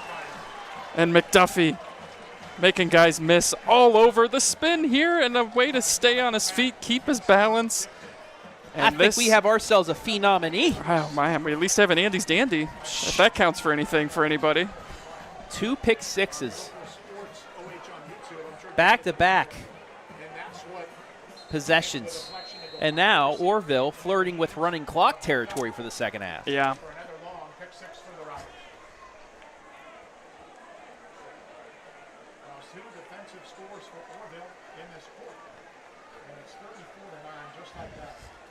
This was a 14-9 game about 5 minutes ago.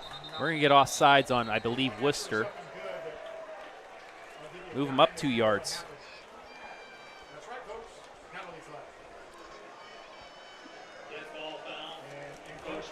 So McDuffie. Back-to-back pick sixes. Or a Mick pick six, as you could say. 10 and 11. McDuffie. Give them a McChicken.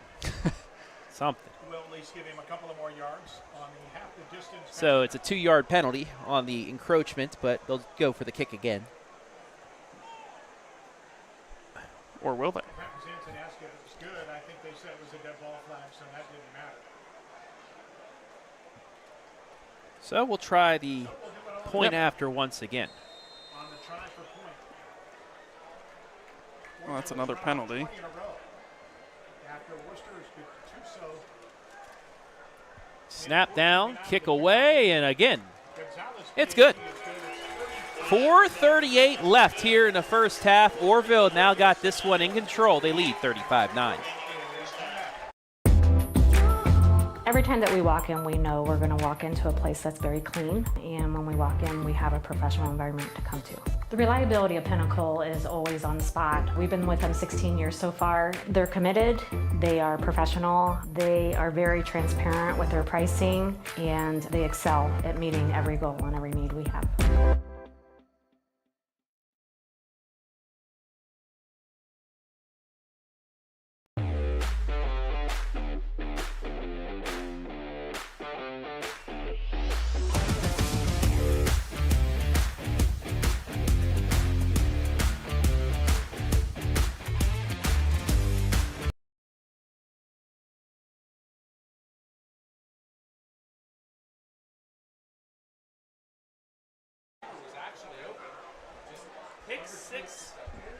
Pick six number 2. And back-to-back possessions has Orrville leading this one now, 35-9. 4:38 left in the half on the North Central State College scoreboard, and this is just getting out of hand, Andy. Yeah, it really has. It's been, just a couple minutes ago, this was a 5-point game, and it is ballooned now, and that kick, you got to let that just go. Ooh. It would have gone out of bounds. Instead, a big hit at the 20. Yeah, that ball looked like, as you see on the replay, it was angling. It looked like it was going to take a hop out of bounds. Yeah. That's just the night for Wooster right now. Yeah. So they'll take over 1st and 10 from their 21 officially with 4:34 left in the half. It's fascinating, too, that both of those pick sixes happened roughly at the same spot on the field. They were both about 70-yard returns. Yeah, one on each side of the hash marks. And now, if you're – actually, I can't say Bird. We got a change in quarterback. Yeah. J.R. Wright, the freshman. He hands it off up the middle, across the 21, up to the 23, 24-yard line. It'll be second down. Freshman J.R. Wright took his first snap. I was just about to ask Andy, as a quarterback, what do you do after throwing back-to-back pick sixes on your last 2 throws? But we won't have that answer because J.R. Wright, the freshman, To the 24-yard line. 6'1", 175 on the roster. There's the single back with him. Yeah, I mean, he'll have some time to kind of think about those 2 throws, but really the second one wasn't Put a man in motion. And He's gonna really look to throw. on him. Quick hitter. It's in and out of the hands of Mosley.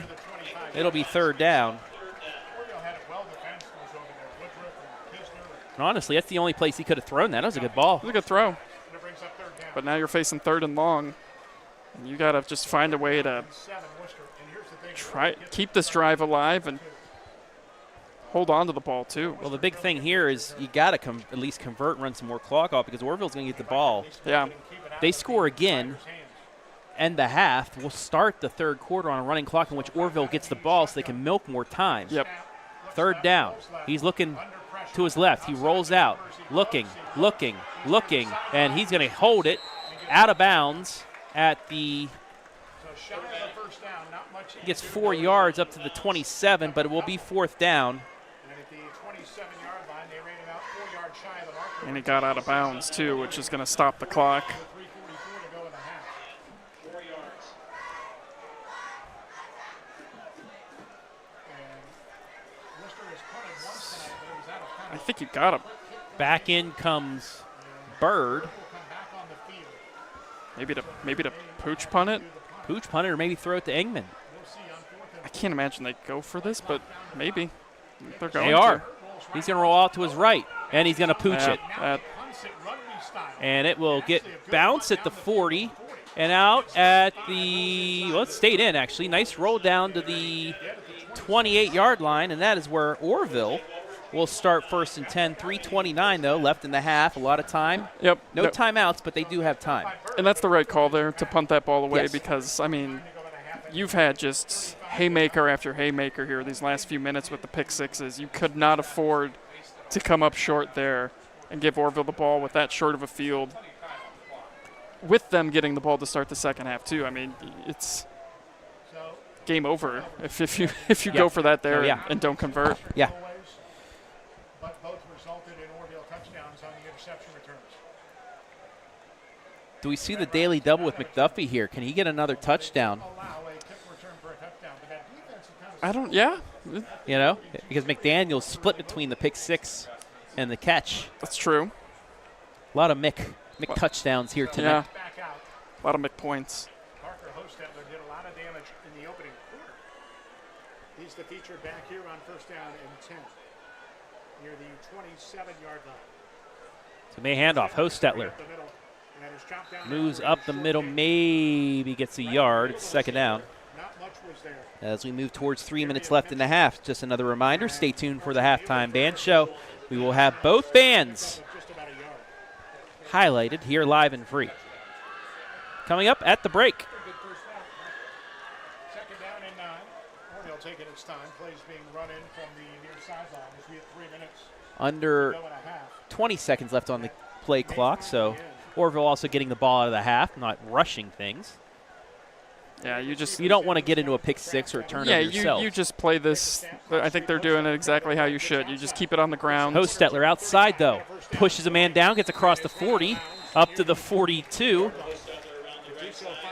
And sometimes playing it safe, just giving it to your big back and letting him get you a first down. Yeah, He's got to be getting close to 100 yards. yeah. I will have those numbers for you at halftime because math is not my strong point. And he has a lot of carries. Yeah, he does have a lot of carries.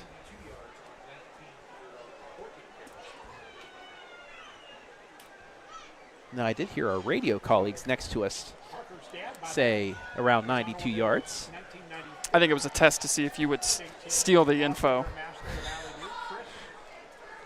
Although I will say we both have been saying about the same things because we're all good commentators here. That's a quick throw outside to Josiah Klein, Catch of the night to JoJo Klein. 6'1" sophomore or as they call him, JoJo Klein, knocked out of bounds at at the 48-yard line. the 48-yard line. Clock stalks with 2:36 left. It's 2nd down and 4. Or 3, I should say. 7 yards on the completion. And just like that, Orrville's at midfield. Who needs timeouts, right? Yeah. The way that this offense has been able to move the ball efficiently. Second down and 3. Handoff. Hostetler stops, stutters, gets through a defender, but a nice tackle right at midfield. It's going to be a yard short. It'll be 3rd down and 1. And getting the job done was Arch Bealey in there again, making the tackle. He had a touchdown-saving tackle earlier. Yeah, he just held him enough to allow one of his teammates to come in and make the hit. 3rd and 1, though. Only one play has gone for negative. 2 plays have gone for negative yards for Orrville so far tonight. 2 minutes left in the half. Orrville had a guy get off the field late. Ball was bobbled, but it's hand off to Hostetler. He has room. 40, around the corner to the 35, to the 30, out of bounds at about the 28-yard line.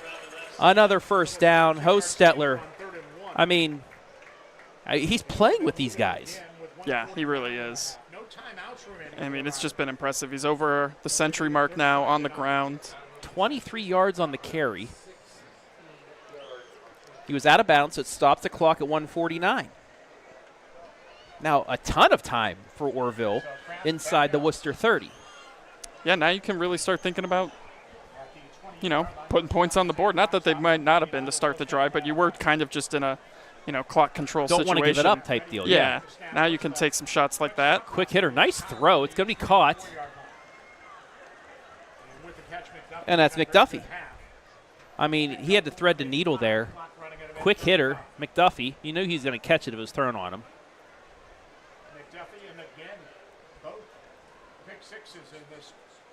About 5 yards. 2nd and 5 from the 23 as we hit 1:20 left in the half.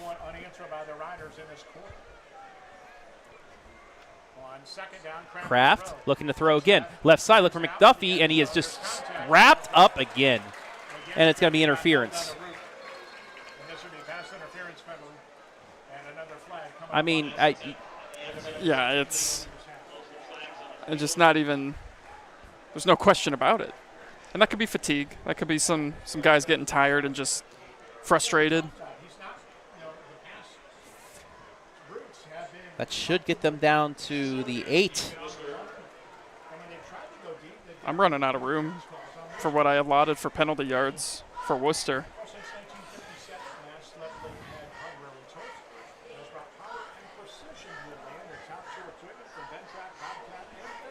I don't believe Kraft has thrown an incomplete pass tonight, because all the ones that have been incomplete have been pass interfered. So 1st and goal. So half the distance. It's 1st and 10 from the 12. Kraft rolling out to his right. Throws it, catches at the 5. Lunging down to the 2 is Tyson Woodruff. And 9 yards. Yep, just short. As we hit 60 seconds left in the half. Just outside the 3-yard line on 4-yard short. Mark him down at the 4, 2nd and 1. Orrville again without any timeouts. Gets Pumnio in late. 17 on the play clock, 40 on the game clock. Just outside the Wooster 3. On 2nd down. Pumnio the only back, 3 receivers. Pumnio was in the backfield. Kraft looking. Now he's going to try and run. Throws back in the end zone. Too tall for the receiver.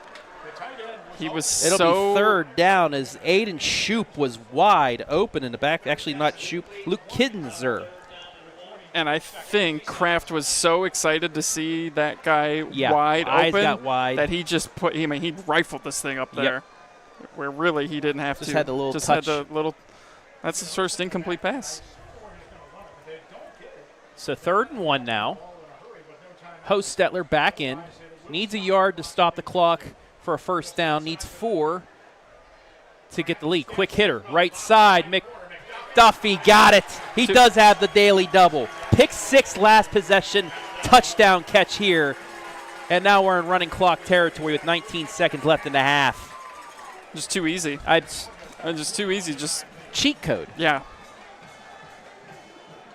McDuffie's like your rival in NCAA football when they just get juiced and you can't stop them. Yeah. That's exactly what's happened right here. What a half. He's got 2 touchdowns. He's got a pick 6.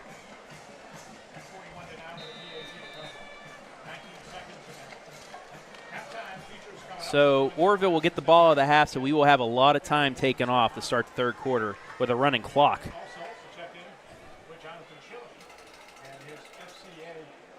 Snap down, kick away, kick is good. 42-9, 19 seconds left in the half. We'll be back. Every time that we walk in, we know we're going to walk into a place that's very clean, and when we walk in, we have a professional environment to come to. The reliability of Pinnacle is always on the spot. We've been with them 16 years so far. They're committed, they are professional, they are very transparent with their pricing, and they excel at meeting every goal and every need we have.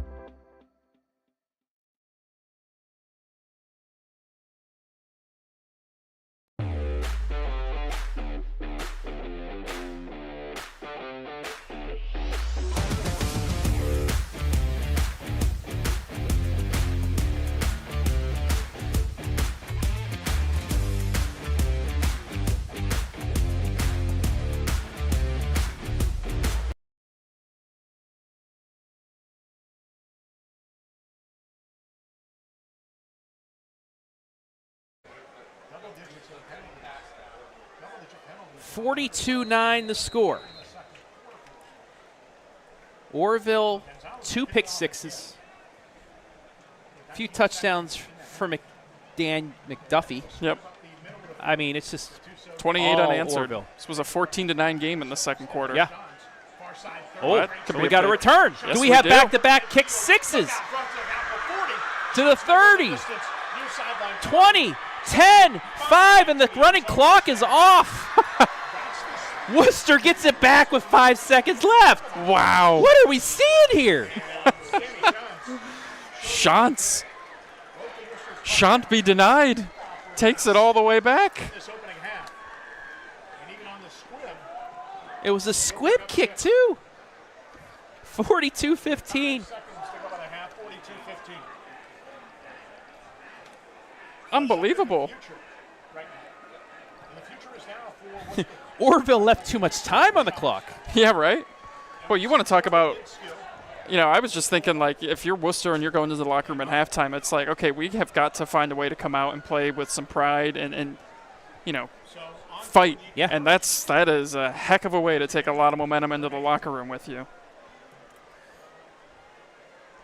42-15 in favor of Orrville.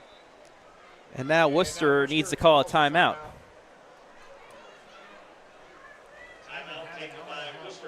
Will Wow. give us a chance to take a look at the whole replay here. Yes. Well, I'm thinking high school. I mean, last time Yeah. 80 yards. back in the day, because Almost untouched. He gets right about here. This is the last spot Yeah. he had to get through. we've not seen any serious injuries. One guy was able to get a hand on him. That's it. That's it. But we've had Wow. 57 points and nearly as many penalty fouls. And that means 90 minutes. A first half that's taken an hour and a half. Yeah. It has certainly taken its time. A lot of penalties will do that. A lot of quick scores, a lot of timeouts. The fans are a little bit dull too. Yeah, they are. Pretty good crowd, and a lot of Starch has been taken out of bed. But now if you're Worcester, that it just gives you a little bit of hope. A little bit of hope. A little bit. The door is slightly ajar with that return. Extra point is up and good. So it's 42-16. Is it a little bit of hope, or is it that last bit of warmth before you pass through to hypothermia? Yeah, it's glass half full and glass half empty. I would also like to know how anybody knows about the hypothermia thing. What are we talking to those people after they freeze to death? How do you know you get warm right before? This is falling in line with John Crook the other day, talking about the clock and whoever invented the clock, how did they know what time it was? I don't know.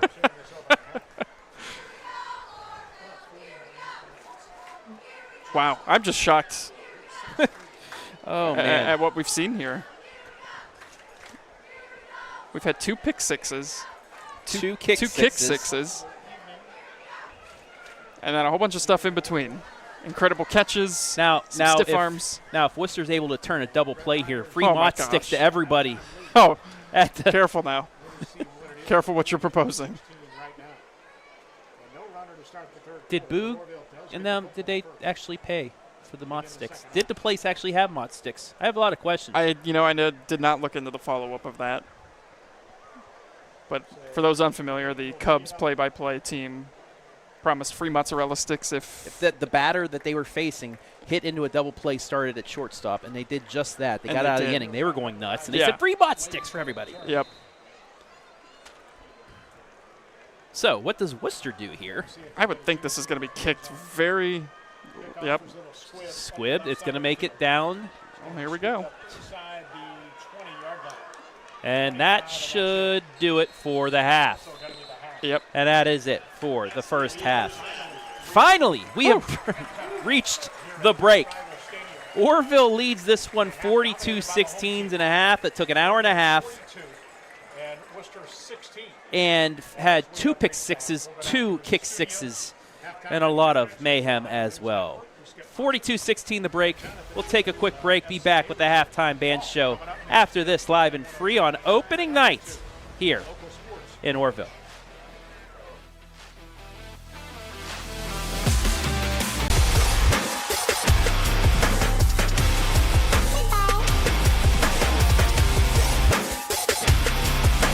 This place means everything to us. This is where we come together. We do all of our birthdays out here. We grill hamburgers and hot dogs. We fish. I was about to give up. I was about to think that the property wasn't going to become mine. Rural First specializes in solving the problems. I made the call, and the rest is history. It was done. It made everything easy. Questions answered, walked me through the process. It was done. When I'm here, just feel peace. That's all it means to me. Peace.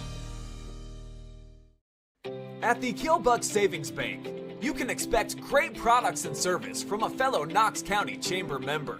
Now offering premier card processing solutions and services, ensuring the business owners understand their credit card processing fees. We have a wide selection of card processing solutions that provide lower fees, faster payment, additional security, exceptional marketing features, and help to improve your business operations and customer experience.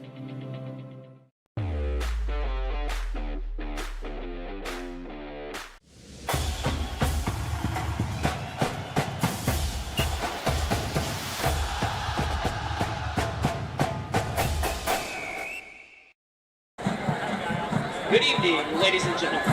It's halftime, and the Worcester City Schools is proud to present the 2025 Worcester High School Marching Band. This spring, the Worcester High School Music Department will be taking a trip down south to visit Orlando, Florida, the home of Walt Disney World and Universal Studios. We want to invite you all to come along as the band loads up and departs from Ohio. Our first tune sets the stage for our journey as we board our coaches in Ohio and play the Buckeye favorite, Hang On Snoopy, before the buses hit the road. And then we are on the road again. We are so excited to perform in Orlando because life is a highway.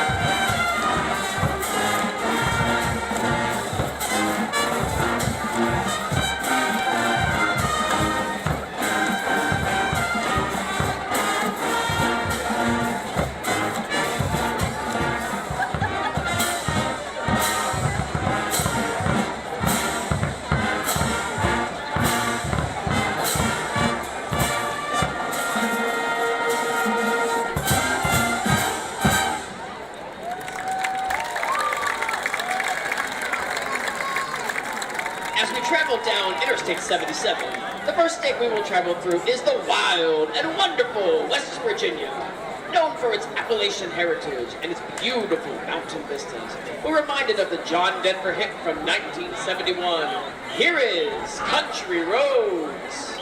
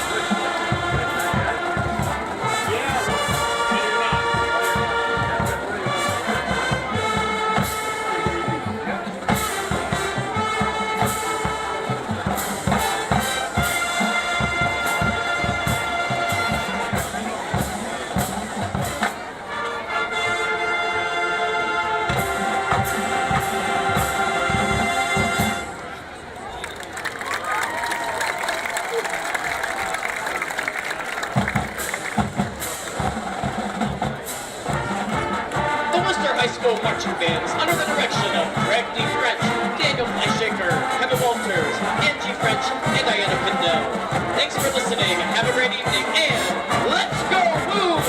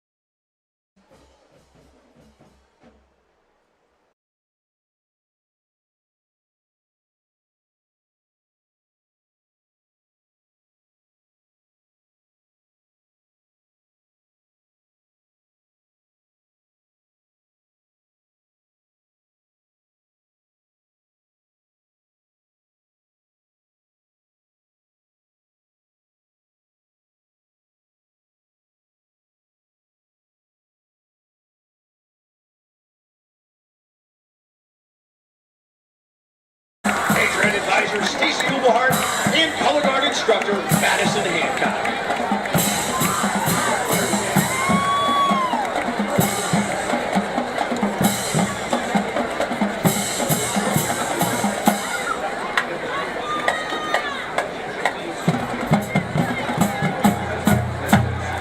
This evening we take you on a trip around the universe with a tribute to Marvel's own ragtag group of interstellar superheroes, the Guardians of the Galaxy. We open with Free Ride, a hit for the Edgar Winter Group in August of '73, then make an intergalactic left turn into Rupert Holmes' most recognizable song, Escape, the Pina Colada song.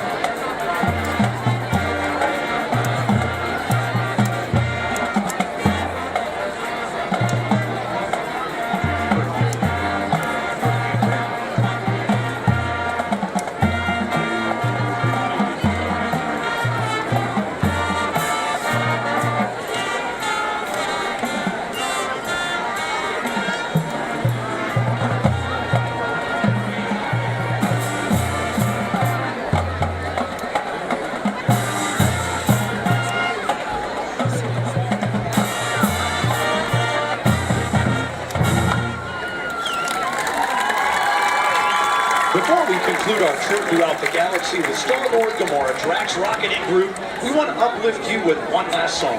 We end our adventure with Marvin Gaye and Tammy Terrell's biggest hit, Ain't No Mountain High Enough.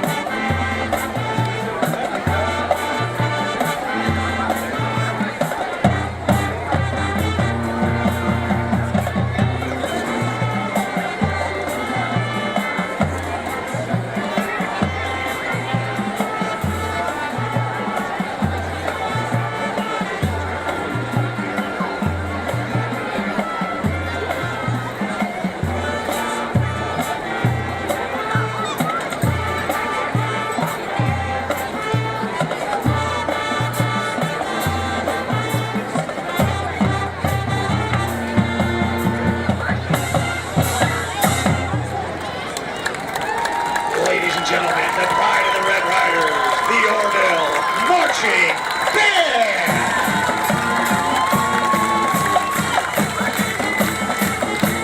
The Orrville Band parents would like to acknowledge and thank the community group that has volunteered their time at the concession stand tonight so that the parents can watch their children perform.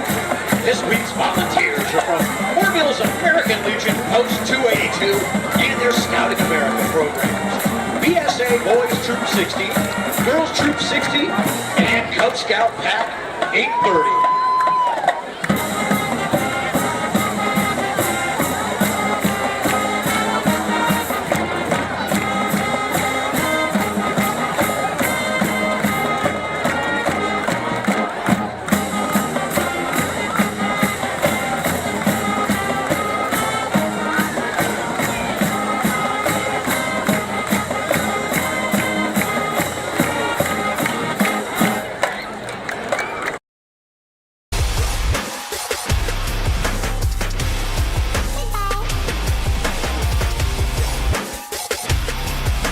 This place means everything to us.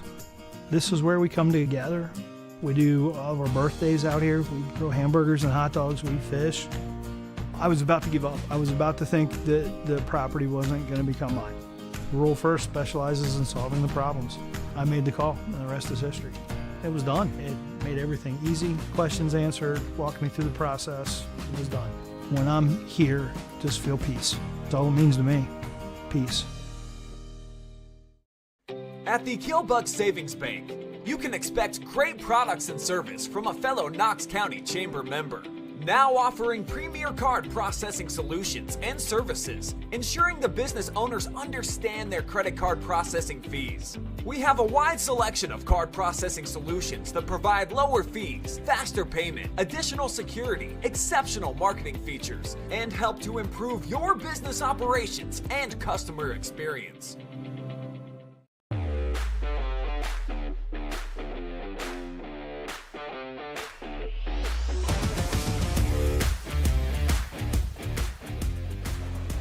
Tonight's opening night rivalry matchup brought to you live and free on the OH Report thanks to our generous sponsors. BS Media Productions. Need a commercial to showcase your business or promote that you're hiring? BS Media Productions is the most affordable, high-quality production company in North Central Ohio. Find them on Facebook. North Central State College, providing individuals with the knowledge, skills, and inspiration to succeed in their chosen paths. OhioHealth. As the area's leading healthcare provider, OhioHealth is investing in a stronger, healthier community. Learn more at ohiohealth.com/Mansfield. Carothers Pest Control.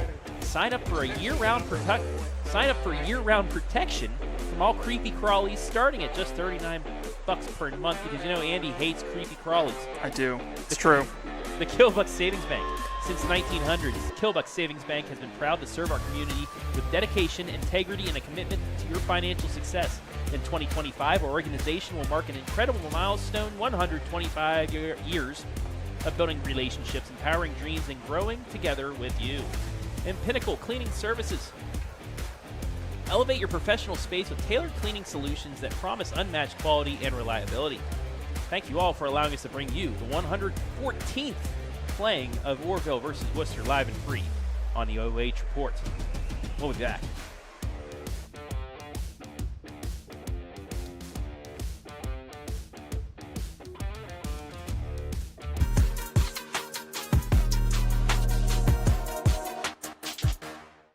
This place means everything to us. This is where we come together. We do all of our birthdays out here. We grill hamburgers and hot dogs. We fish. I was about to give up. I was about to think that the property wasn't going to become mine. Rural First specializes in solving the problems. I made the call, and the rest is history. It was done. It made everything easy. Questions answered, walked me through the process. It was done. When I'm here, just feel peace. That's all it means to me. Peace. At the Killbuck Savings Bank, you can expect great products and service from a fellow Knox County Chamber member. Now offering premier card processing solutions and services, ensuring the business owners understand their credit card processing fees. We have a wide selection of card processing solutions that provide lower fees, faster payment, additional security, exceptional marketing features, and help to improve your business operations and customer experience.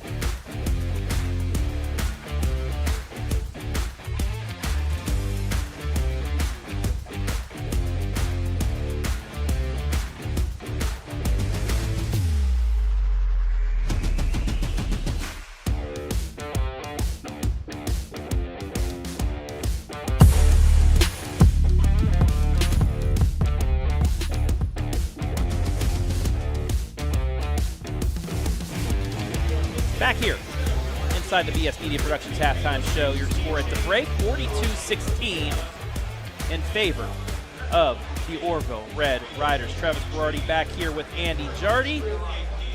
Let's get right into the halftime stats. Got to look at the bottom left. Oof, do you? I mean, it tells a lot. It does. A lot of penalties. More than is acceptable is a way to put it. I know you're going to have penalties in week one as everyone's getting used to gameplay and it's a rivalry game, but it has been out of control for Wooster here tonight. The penalties and personal foul penalties, like pass interference penalties, they're all the big yardage penalties. These aren't just little, false start infractions that you kind of would expect to see early on in the season with timing and cadences and things like that. No, these are just pass interferences. These are late hits. These are preventing touchdowns. Yeah, a couple of those. It's inevitable. Yeah. So that's been, and the two turnovers obviously were massive because they were both pick sixes, which ballooned this lead out to what we've got here now, 42-16. But a kickoff return right before the half gives Wooster a little bit of life going into that locker room at the half. We'll see how they respond here in the second half. Maybe. We'll see. Orrville gets the ball out of the break. And all I got to say is if Orrville scores, we get a running clock. So Wooster needs a stop here. Yeah. That'll be the first order of business, is to come out and get a quick stop, get that ball back. And they've had success moving the ball. They just have either ran into a situation where a penalty has knocked them back and really stalled the drive, or 2 pick sixes. Yeah, I mean, they've shot themselves at youth. Yeah. We said both teams have lines. Yeah. Orrville's shown that they have more. Worcester's shown a running attack. They showed a passing attack early on, but when you pushed Wooster out of the pocket, out of their comfort zone, you saw the 2 pick sixes. Yeah. Some individual numbers here for you, too. Kraft was almost perfect in that first half. He was 9 of 10, and the one that he missed was a wide-open receiver. He got a little too excited that he was that open. Yeah. Overthrew him, but he threw for 72 yards and 2 touchdowns. Parker Hostetler, 119 yards on the ground with 2 touchdowns for Orrville. Landon Bird looked all right at times in his first start at quarterback for the Generals. Obviously, the 2 pick sixes hurt, but he was able to move the offense down the field. He threw for 105 yards in that first half, but the 2 pick sixes obviously loom large. We'll see if he stays in at QB or if they go back to J.R. Wright, who we saw come in for a couple snaps there. But we'll see what happens here in the second half. Also, I just heard an update from up the road at Paul Brown Tiger Stadium. Glenville 19, Massillon, Washington 14. Ooh. So ready to kick off is Wooster. Ready to go here for quarter number 3. Orrville won the toss, deferred to the second half. Which is always the right call, I think. And at 8:58 in the PM, we start the second half. And that was taken by Gavin Belding. He'll take it to the 40, and that is where Orrville will start half number 2. To start things, Gavin Belding is the guy who returned the kickoff 10 yards. So, Cam Kraft and the offense are let's see what Orrville does here in their first possession. Well, for your home order of business, Larry Douglas, Wayne. Yeah, I'll be curious to see how aggressive they are coming out of this locker room, if they try to go down real quick and score, or if they just keep this thing on the ground and churn out some yards that way. Orrville still yet to come off the sideline and finally does. Parker Hostetler has done the bulk of the carries. So out comes Orrville. Hostetler, Kraft, the ones still in here, trying to probably get this running clock going. Hostetler gets the handoff first, hit at the line, and maybe gets a yard, but that's a good start for the Wooster defense in the second half. It's 2nd and 9. Well, that's what you want if you're Wooster.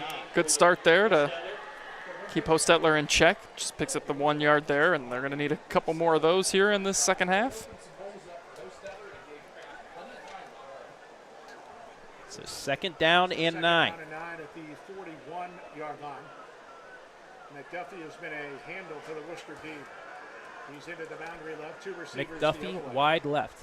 They're going to throw it to him, quick hitter, and he makes a nice diving catch. Shy of the first down, went down on an idiot at the 47-yard line. About 3 yards short of the sticks, but still 6 yards. It's 3rd and 3. Again, it's just the quick throws, the high percentage throws have worked out well for them tonight. It's really been the recipe of success for Orrville in this game. Those nice short passes. Just underway, second half. Worcester avoided the running clock with a kickoff return touchdown with 5 seconds left in the half. Orrville, though, can get that if they score here on this possession. 3rd and 3. Quick hitter. Who else? McDuffie. First down, 50, 45, 42-yard line. McDuffie's got himself another first down, and, I mean, if it ain't broke, don't fix it. Exactly. Again, another high percentage throw. Get it to your playmaker. Let him go. Walker Farms Maintenance, Picks up 10. professional repair and maintenance for medium, heavy-duty truck, semis, and So trailers. back Call into Red Wooster Farms territory go Maintenance. the Red Riders. Visit them online. From the 43. Next up, of course, Worcester's home opener next week. North Royalton makes their first trip to Fowler's Field. And Orrville heads Two wide to West the Holmes. right. The mix on the right. One wide to the left. Looking that way. Ball fake. He's throwing deep. Looking for a wide open receiver through the hands of McDaniel. That would have been a touchdown. Yeah, he was thinking about the score instead of securing that catch first. Perfect throw. I mean, right there where it needed to be. Ran the out and up. While McDuffie cut through. They went with McDuffie. McDaniel one-on-one. Just didn't bring it in. It's second down. So on second down at the Worcester 43-yard line.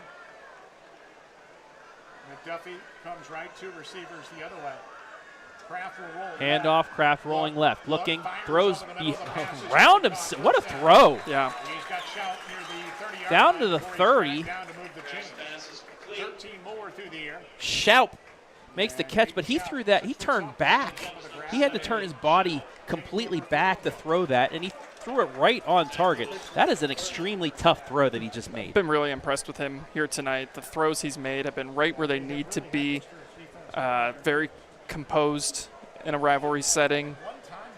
He's had time to throw. A lot of his throws, he could have a lot more passing yards to his name here tonight, but some penalties by Wooster have prevented those catches from being made.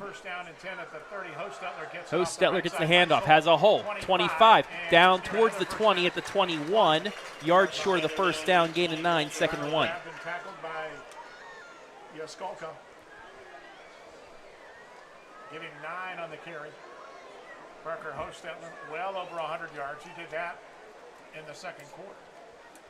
There's just so many weapons Second down and 1 for Orrville the opening 3 minutes off that the they can go to, or maybe it's just so much that the playmakers are really good, because it really has been Hostetler. We've seen McDuffie make some big catches, and then Cameron Kraft. That trio, the three of them, have really. Hostetler, stiff arms, gets the first down, still on his feet, 15-10, out at the 8. Give him 13 yards and another first down. And marking out at the 7-yard line. Yeah, they've been too much for Wooster here tonight. They have not really been able to find a way to stop them. Get some first and goal in the 6, or actually back at the 7. Red Zone trip brought to you by Hubbard Insurance. Working with multiple companies to get you the best coverage. Check online at hubbardinsurance.com. Just a very methodical drive to start the second half. They took the one shot, that went off the hands of McDaniel. Hostetler will come out for a minute. Pumnio, right side, gets down to the 5. Give him 2, it's second down. Yeah, we saw Pumnio with a couple carries in that first half, gets his first one here in the second half.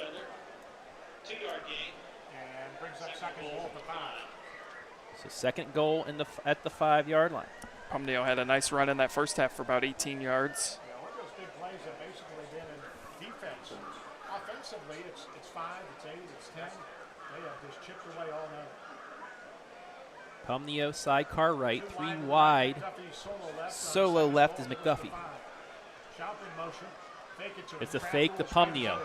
Uh-oh, Kraft in trouble. He's going to throw it still and almost makes it to his receiver, but it'll be third down. Because Ben Reaney was in hot pursuit. Great job by Kraft just to survive that play, not get sacked, not throw an interception or anything. Oh, we got a late flag. There's a receiver right in the area, so I don't know. I don't know if this. Watch the replay. This can't be. I don't think this is. This isn't intentional grounding. Receiver's right there. They picked it up, so they corrected. Yep. Okay, that's why you have multiple refs. So it'll be third and goal. I mean, that was close enough to the receiver. Yeah, absolutely. So third and goal from the 5. Pumnio now, sidecar left. Looking left, throws on the out, and incomplete. It'll be fourth down. Yeah, not one of Kraft's better throws here tonight. There was just nothing there. Receiver wasn't ready for it. And they're going to bring on the field goal team. And Jeremy Gonzalez will come out for not much more than an extra point.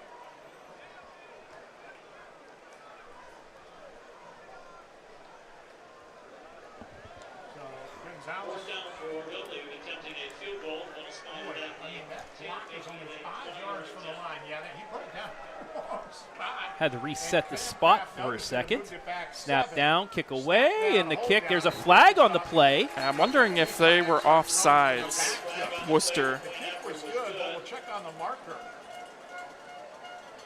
Yeah, that was funny because the kicker put the block down, but it was only 5 yards from the line, and Kraft saw. They might have jumped early. 2 more, 7 is standard for the young kicker. But where the marker came in was the back judges. It looked like underneath the goalpost. So we'll check on the flag. I think the kicking team's coming off. Is this hurdling? If that is, that's a personal foul. We'll see. It looks like the kicking team's going to come off. The offense is going to come back on. So what is the call? Yeah. Yeah, he's putting one up. I believe this might be one of the case of a hurdling call. Yeah, personal foul.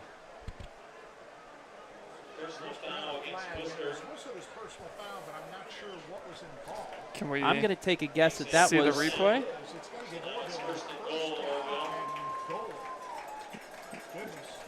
But I mean, that's the story of the night, right? For Wooster, I mean, you hold them to 3, but again, you commit another personal foul penalty. Here's the replay. Watch the line. Right there, jumped over that way. I think they called it hurdling. That's, I don't know. That's tough. That's. Anyway, now it's first and goal. Handoff. Hostetler pushing, and he's not going to get it. Wooster line holds him up at second goal. And I know it hasn't gone the way the Generals would like it to tonight, but if you're Coach Leak, you're happy. Get a goal line stand. You're happy to see that your defense is still out there fighting. You know, you could have just let them walk right in there for that, but you at least get together for that down there. You fight for the next down, and it all just comes down to pride here in the second half. I mean, this is a rivalry game. The last thing you want is to be on the wrong end of a running clock in it, so just got to come out here and try and make Orrville earn everything. Second and goal. Handoff, Hostetler. He's moving his way towards the end zone, and he is going to be short just at the 1 yard line. It'll be third and goal from a couple inches away. And now an Orrville player's down. It's at the 1 yard line on third down and goal. Yeah, you see that sometimes happen. Those goal line situations, all those bodies just kind of crashing into each other there. Ankles can get rolled up on. So while they check on the Orrville player, we'll take a break. 6:48 left in the third, 42-16 in favor of Orrville. Every time that we walk in, we know we're going to walk into a place that's very clean, and when we walk in, we have a professional environment to come to. The reliability of Pinnacle is always on the spot. We've been with them 16 years so far. They're committed, they are professional, they are very transparent with their pricing, and they excel at meeting every goal and every need we have.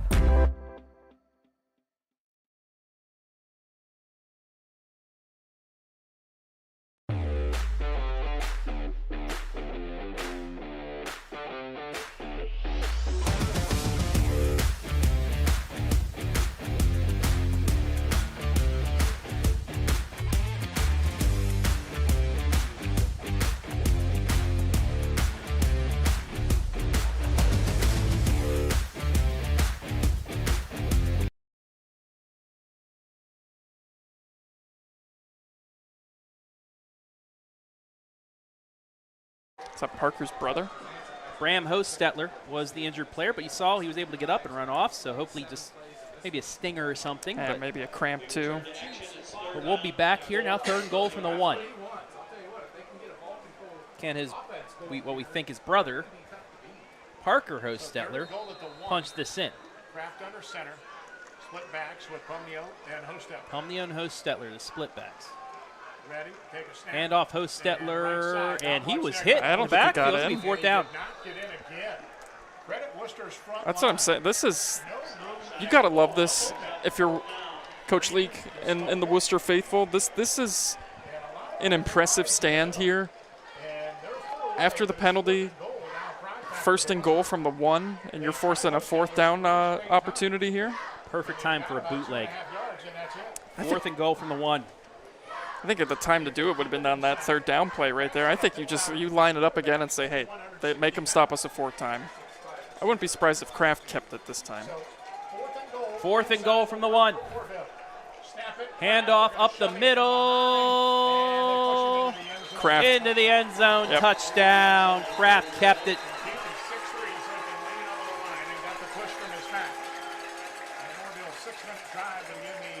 The longest drive of the night, most likely for Orrville, ends in 6.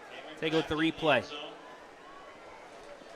Hostetler just helped, pushed him through. And we are now in running clock territory. Wooster had a chance of keeping that from happening, but a hurdling call on the field goal kept the drive alive. So now Gonzalez will get another chance to kick, but this time only for 1, not 3. Snap down, kick away, and it is good. So we'll take a break. When we come back, we'll have ourselves a running clock for the last 5:56 in the 3rd. Unless Wooster scores, we'll be back. Every time that we walk in, we know we're going to walk into a place that's very clean, and when we walk in, we have a professional environment to come to. The reliability of Pinnacle is always on the spot. We've been with them 16 years so far. They're committed, they are professional, they are very transparent with their pricing, and they excel at meeting every goal and every need we have.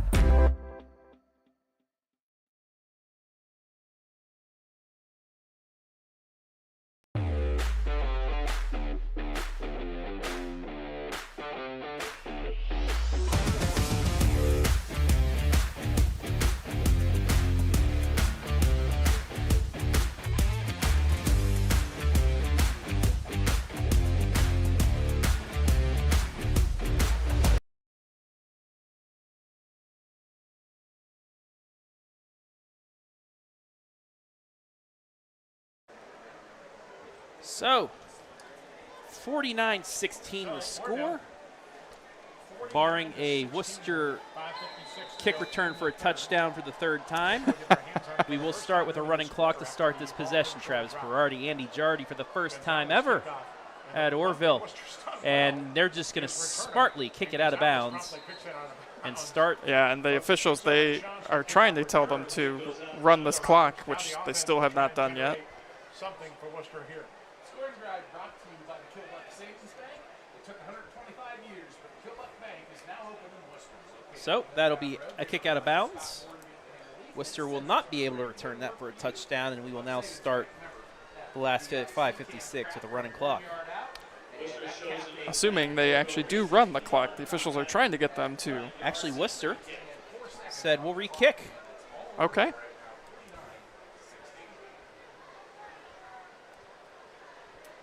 So Wooster elected to decline the yardage. They want to return this. Well, it's been their only offense or only scoring tonight, all 16 points. Now, remember on the kickoff from the Wooster 45, it was a hard line drive kick. Why not do that? And ready to go again. Yeah. That's what they do. And he boots it. He's going to take a stop at the 4. Oh, no, he picked it up. Cuts back, and he's still on his feet just across the 20 to 22. And there's where the drive will start. Field at the 23-yard line. And a 49-16 Orrville lead. So we saw 2 quarterbacks for Wooster in the first half. We saw J.R. Wright in relief of Landon Bird. Bird had 2 interceptions. The one was tipped, the other an overthrow, but he also looked good at times. Did the junior. And in the second half, there goes the clock. it will be the freshman, Wright, who's going So Wright comes back out. See what he can do here. So with the 23-yard line, He attempted one throw in that first half. Only came in for a couple plays. and he'll drop and throw. He's looking to pass. Look to the right. Rolling to his Rolls right. and He's will going to kick run it. And And, that's out of oof, bounds. oof. Big Hello, and Oh, there's a my. flag. A penalty flag comes with it. You know, I really don't know if that was. We'll see it again here. He might have hit him up in the helmet area, but it looked like they just ran into each other here. Yeah, he was out of bounds. kind of. Well, And, yeah, I think it's going to be 15 on the end of it. And an Orrville player was also down all the way on the far side of the field on the Wooster chalk. So they will attend. and I believe the Wooster him player that laid that hit is hurt all the way on the other across side. you mean Orrville? Yes, sorry. Orrville. Well, it's been a long night. Orrville player on the Worcester side. So this was something I was talking to at halftime with our folks here up in the press box radio. Yes. I just worried about an injury. Yes. In a game like this, it's a rivalry. It's been a blowout. You just hope something like that doesn't happen. And here we are. You just hope he's okay. They're on the schedule. So it's a 15-yard penalty, a first down, Because you get 2 locals. Norway's having trouble finding teams. and then a timeout for injury. And Trotway the same. They had to play Sparta Highland the last couple of years. Now they get a local team. Like, this is a game, Travis, that, like, just cannot end soon enough. The Orrville player injured across the way. Orrville player's back up, running off, so that's a good sign. And that's Santana Williams. And he looks okay, jogging under his own power. So that's good. Santana 15 yards Williams, out to the 42-yard line on the penalty. he's a The latest one linebacker, we have seen. senior, First half was Leonard able to Williams. go off on his own. It was not good. And the bulk of them on Worcester, although Orrville had their fair share too. They got 7 for Playing with the running clock for OHSA point differential rule, the clock will be stopped after changes of So possession. after the penalty, Periods are going to score and you don't figure Worcester's probably going to officials and team run charge too much here because they're going empty set most of the time now. clock operations will resume. At the 42-yard line, so the freshman thrown into the fire at quarterback. So right clock now for Worcester. restarts now. Take a snap, right drops. Right, He's looking, under pressure, looking, rolls looking, right, he's in throws trouble, it fires, and fumbles. into the ground, second down. Intended to the tight end, Jamison Eggman. Pass is By the way, incomplete. there's been a bright spot for Worcester tonight. Eggman. He has made a couple of So wonderful Orrville catches. continuing with the pass rush, and Wright just unable Target, 6'4", to handle it. 225 pounds. Right idea, throwing it in Engman's direction, though. Was the right idea. Aha. That they will try and build on throughout the season. 2nd and 10. We do have a runner, by the way, on the clock once it gets to 30 in the second half. Running scoring, running clock in football. 4 wide to the left, 1 to the right for Wright. Under 30, we're back to normal timing rules. Snap to the right, And he's going to keep it quarterback up the draw. middle, and he's going to get Behind. eaten up And dragged after down a near the yard. line of scrimmage. Orrville read that perfectly. Yeah, It's third down. they were all ready for that, and you could see Wright definitely kind of has the run-first mentality a little bit as the quarterback. I think so. he went a little too quick. He didn't Yeah. let the linebackers fade out a little bit on those receivers. Peter in there, Yeah. defensive tackle. There's that one hesitation. He needed to wait a couple more seconds for that to really take. And he's a freshman. He'll Yes. learn as he goes. But yeah, he's just anxious to kind of take off 49-60 with his feet. 3:45 to go in the third. Right looks to throw. Quick hitter, it's caught. Side, give it to Coleman. Coleman, Over the middle he's of the 45. bumped, Hit stays on his off the feet guy, though, but and is wrapped up taken by the down receiving after tackles 3 or at 4 the yards. It'll be 6-yard 4th line. down. I And like most how hard likely, Coleman's running tonight. He's only won Worcester 6 going sacks, for it. We'll see if but they he's got punt a or great not. effort. Be 4th down and 6. 4th down for Worcester. They need 6. At their Well, own and that is 46. the And it looks like they're gonna first keep the offense completion out. for Mr. Wright's career. Congratulations. You can always see it on the OH report. So empty backfield, 5 wide. Quarterback. Oh, Orrville they got tells Orrville me to they jump, crossed so it'll be the 4th and zone. short. Yes, they did. 5 will not give them a first down, but it will make a 4th That'll and move them 1. 5 yards. Quarterback. Encroachment against So moving just Orrville. across midfield. Makes it And now now a 4th Worcester and 1. open up the playbook a little more on what they might want to do on 4th down. and Well, I'm yard. curious to see what they do here. I'm 9-yard line. thinking Wright is going to try and pick this up with his 3 legs. minutes to go in the third. Maybe give it to Coleman. Coleman now moving out of the backfield. We'll see. Wright does it himself. And Wright, again, hard count. This time Orrville does not jump. Plenty of time on the play clock, so he'll look far sideline to get a call.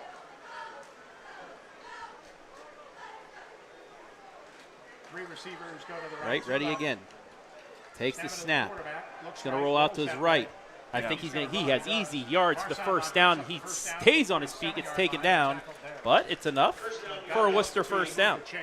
Yeah, just a nice job. You know, that was a play where he sort of let it develop a bit, and then he takes off with his feet, picks up the first down.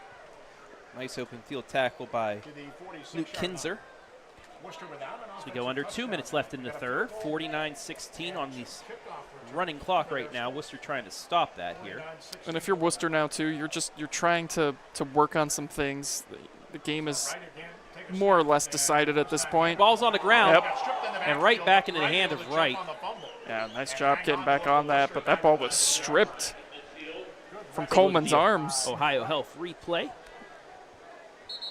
And I don't even think he might not have ever actually had it. He just lost it. And Wright's, I believe, hurt. Oh, no, we have a lineman hurt, sorry. Yeah. We'll let you know, here's the local small business owners. But yeah, if you're Wooster here, you're just trying to see what you've got here with your freshman QB. Take your time. You hope to end this drive with a positive result and have things to work on and build on in practice this week and carrying you over into your game next week when the Generals will return home for their home opener. They'll take on a team up in sort of my neck of the woods, North Royalton. Just one. I know that'll leave us two. We'll probably run the O's at the end of the quarter. We're going to take a quick break. And then hopefully no, we won't. Right as I say that, player jumps right back up. Yeah, so that was Coleman. That's all right. That was down, too. So the teams will get back out on the field.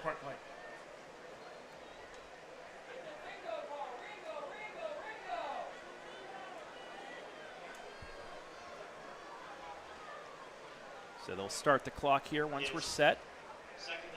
There we go. They've already started it. 2nd and 15 now for Wright. That's good news. 2nd down and 15 after the fumble recovered by Wooster. And Wright looking to pass. Quick hitter through the hands of the receiver. 3rd down. He was running in a linebacker area. Yeah, and even if Shantz came down with that catch, Smartly, by the way, he would have been brought down almost immediately. Led by Travis Pumio. Under a minute now here in this third quarter. Final minute left in the third. Running here in this third quarter.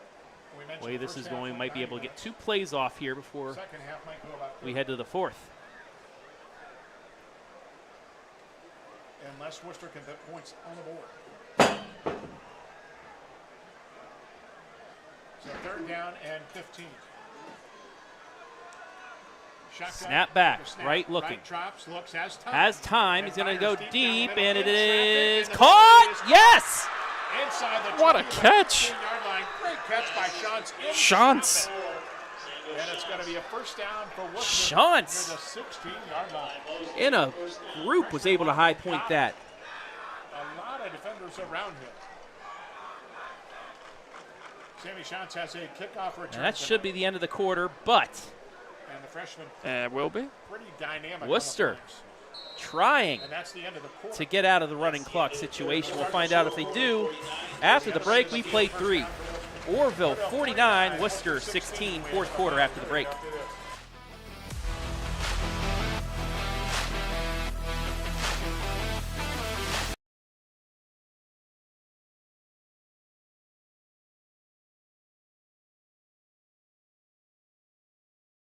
At the Killbuck Savings Bank, you can expect great products and service from a fellow Knox County Chamber member. Now offering premier card processing solutions and services, ensuring the business owners understand their credit card processing fees. We have a wide selection of card processing solutions that provide lower fees, faster payment, additional security, exceptional marketing features, and help to improve your business operations and customer experience.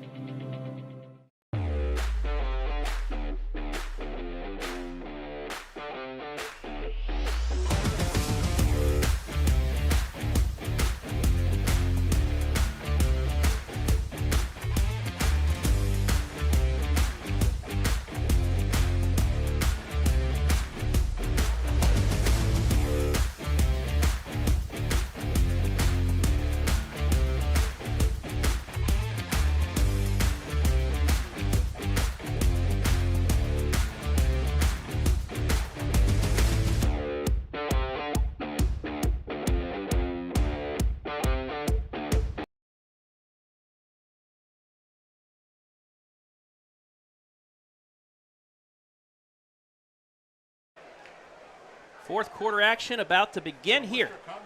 Clock already starting. It's 1st and 10 from the 16 for Wooster. Wright looking to pass. Has plenty of time. Looking. He's going to take off now. And we're going to get a block in the back on Wooster. Clearly could see it here on the OhioHealth replay. Lineman trying to help out his quarterback. And that's what it's going to be. Yeah. So that'll move Wooster back. So officially a hold, but it'll back them up 10 yards. Holding will go against Wooster. And I've got that as their 16th penalty on the night. Silver lining, only, what, 2 in the second half? Improvement.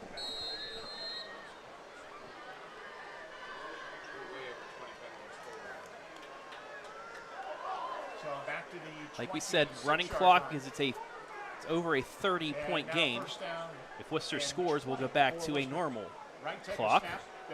Wright looking, fakes the throw, completes it left side. That's Gattuso. And he'll get down to the 20.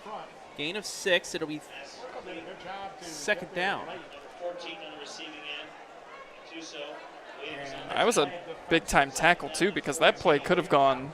There were some blockers out front on that nice little open field tackle. Early in the season, yeah. There's still a ton of evaluation, I'm sure, for both coaches on who's going to be key. So at the 20-yard line, second down, 14 needed for Wooster. Empty set here for Wright. Quarterback, Takes the Wright snap. takes a snap. Looking Now to throw. left side. Looking, Full pointing snap. now. Throws it towards the end zone, and it is caught at the 1. Caught by Shantz near the 1-yard line. It'll be first Not and a goal. touchdown. Yeah, he was wide open, and he missed him initially. First and goal for Wooster. But he does end up finding Shantz. Picks up 19, and they've got first and goal at the 1. Orville's defense might be a little tired, and it's also 49-16. Maybe not as pursuing as they were early in the game. So Wooster puts their heavy look in the backfield for the first time. The big men are in the backfield for Right up under center. Power Eye. Yeah, you don't see this too often, do you? I feel like I'm playing Madden 95, and a handoff. I don't think he got it. No, he did not. Nothing off the left side of the line. Good job by Orville. As John Madden would say, boom. And if you're Worcester, they're looking for their first offensive touchdown of the night. Yes, a field goal, 2 kick sixes, and now another injury. And we have another player down near the goal line. And it looks like it's a cramp. It is a humid evening. So tomorrow it's supposed to be warm as well, and then finally we get some relief next week. 70s, lows of 40s up on the lake for you know, I'm just not ready for that the yet. windows open at night. That's not I have not had the air on for a couple days now, right up there on my neck of the woods in Lakewood. You get that nice breeze coming in off the lake. Just a reminder, coming up around 11:30 tonight, we got episode 1 of the Friday Night Pigskin. We're back. Will we be a part of it in time? That's the question. It's a 45-minute drive to the studio for me. I haven't. About an hour, 45 minutes to an hour for you back. So Yep. we should be able to make it in time to clip our stuff up and get ready. I'm guessing we're going to start be ready for 11:30, folks. But sometimes week 1 we get a little, maybe 11:45. But we'll be ready for it. Another season. The Pigskin starts tonight. We've had the most games so far on a Thursday and Friday night. We had 3 live streams last night. 7 tonight. We were supposed to have 8, but a Power surge outage, actually fried one of our computers. So we have a highlight of fried Big the Walnut computer? game. Yeah. Oh, boy. Where the battery pack is. So. Oh, no. Anyway, handoff, keeper, touchdown. Worcester's on the board. So Wright, the first offensive score of the year for Wooster. And a nice drive put together by the freshman.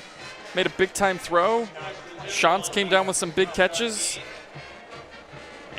And just a real simple QB dive into the end zone.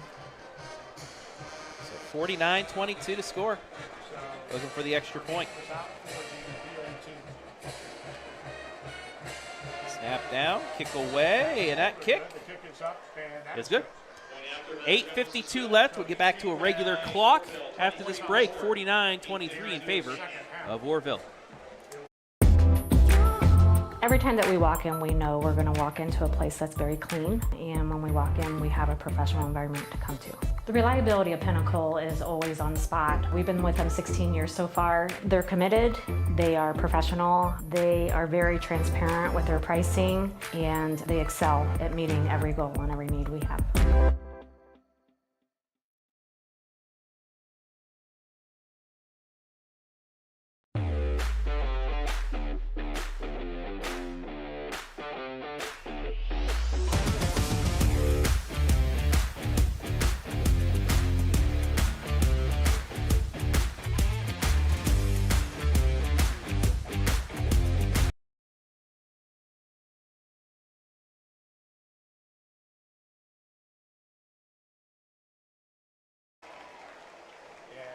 Orrville really has to 8:52 left. think about 49-23 in favor of Orrville.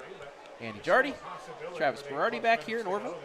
Wooster may want to do that. See if Wooster tries the onside kick. Orrville's kind of setting up for it. They have 10 guys up. And only Mosley I think they're going to try for it. Not sure how much you've worked on onside kicks. Most teams don't do it a ton. And here we go. There it is. And it's on the ground, but then picked up, and Orrville gets it. Well, they got the loose ball, they got the bounce, but it's too hard. Yeah, a little too far downfield for a realistic shot at recovering that. So Orrville will take over at about the 47, it looks like.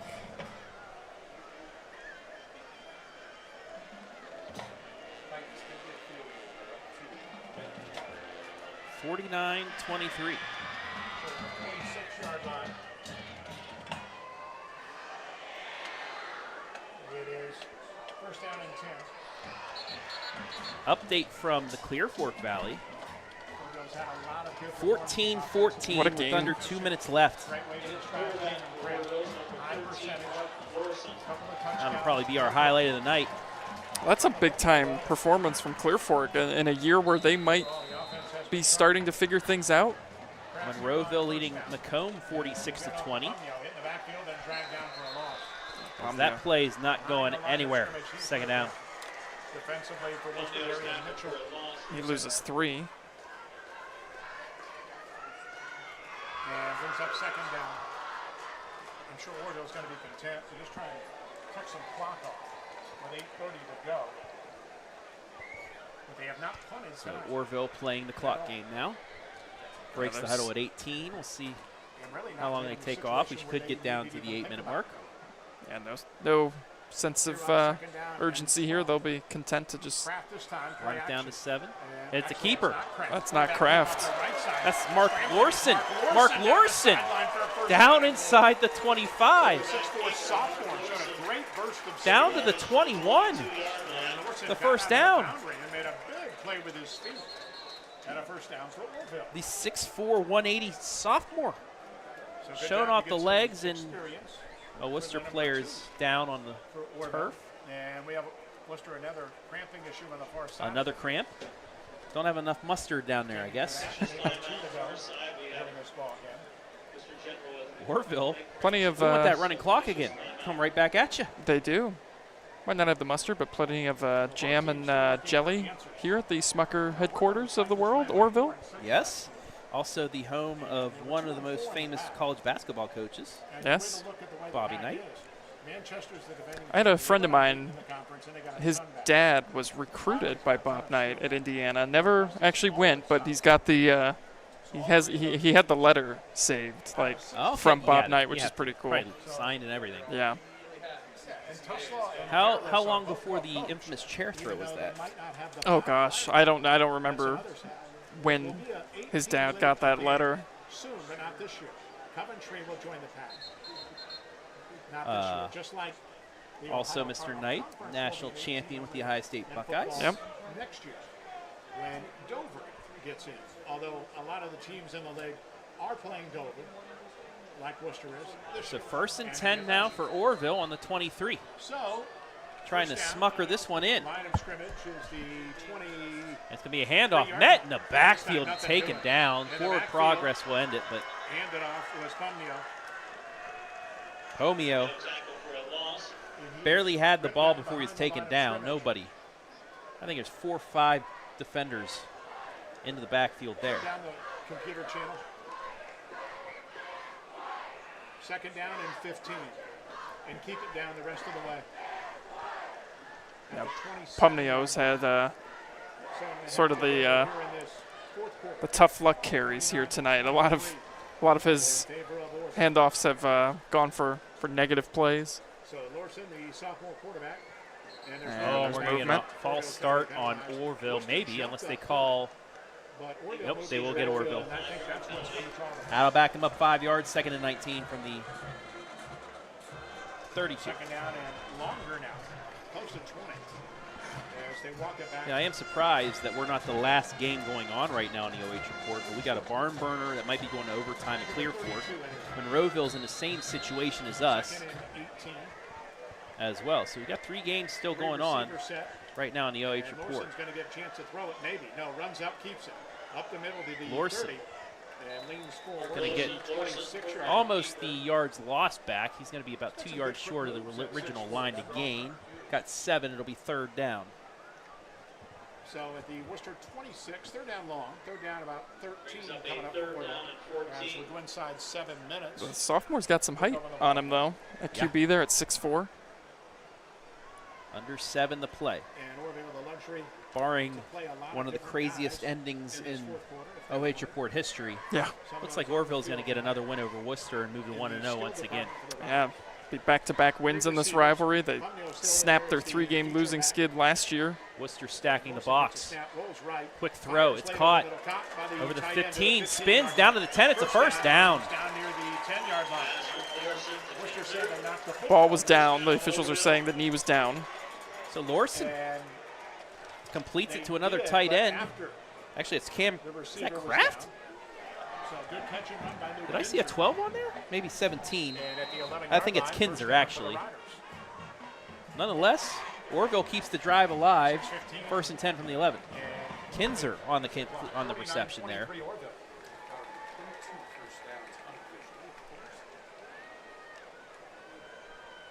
By the way, we mentioned big targets. You know, on Worcester's side with Engman, Kinzer goes 6'4", 200-pound junior tight end as well. So 3 receivers. 1st and 10 from the 11. And we got a whistle. And now a delay a game. Delay a game penalty. You'll back him up 5 yards. Delay of game. Well, that wasn't set. Grant Bezanson might be as disappointed in penalties as very weak as tomorrow. Which is always fine. A few things. But that one's staring out at you. So 1st and 15 from the 16. So 1st down 15, and this time Lorson on the roll to the left. It's a throw to the left. It's bobbled incomplete. 2nd down. Good job defensively by Wooster Cam Cheney. Able to jump in front of the receiver, which was Klein. Like what we've seen in the small sample size, though, from Lorson. He's done a nice job. He's got the legs. The speed is there. He can throw it. Yeah. Got the afterburners, and he's made some nice throws. He's just got the 1 completion, but a lot of flashes of what you'd like to see out of the sophomore.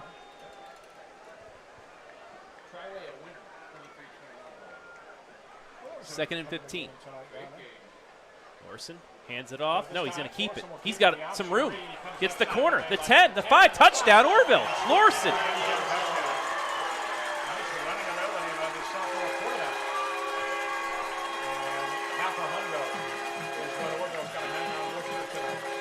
$55-23 is Lorson with a perfect keeper.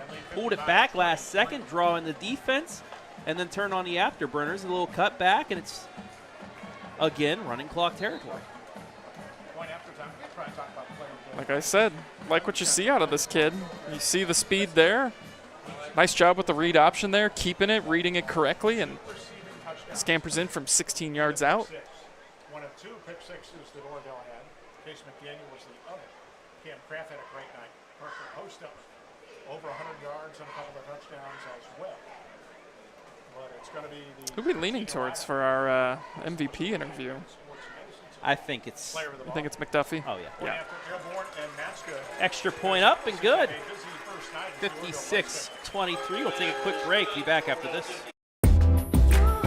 Every time that we walk in, we know we're going to walk into a place that's very clean, and when we walk in, we have a professional environment to come to.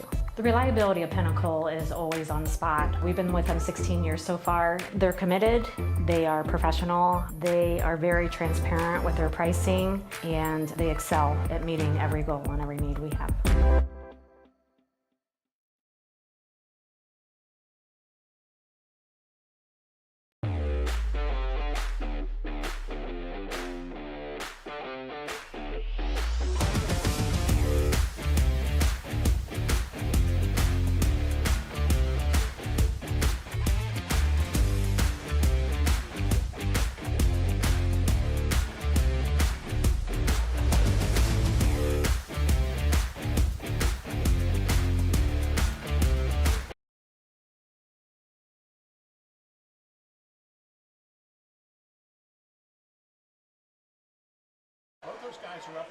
So, another game of can Wooster returns.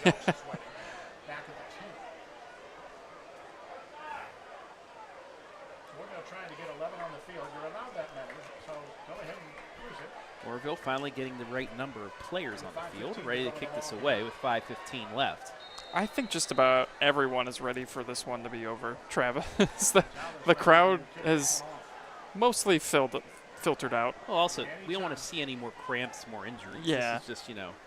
But a lot of just kind of zombie football here where a lot of guys. Catches it. Shantz gets to the left side. Uh-oh.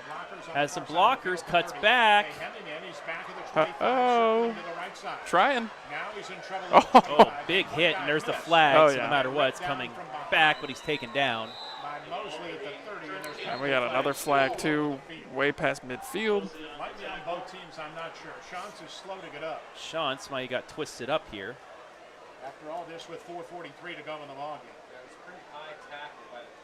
Yeah, he got brought down awkwardly. Yeah, it might be. But it might just be a cramp, Yeah, hopefully, is what it looks like. For about 12 yards. I'm not sure of the flags. There's one actually back. All right, so Two flags on we've the field. got There's one back where the they're kick signaling was. right now. Block in the back. One of them is against Wooster for sure. Needs to be offset. Would we re-kick? Oh, first out. Oh. Yeah, they only signaled block in the back. And now he's pointing up there. It's like, what penalty? What's that flag for? Yeah. And Wooster will be able to get the football. And he's the official back here that threw it past midfield was signaling face mask, I believe. Thanks for that personal note. Absolutely. We're going to hydrate. So Shantz is up, and he's okay. Shantz is up and is all right.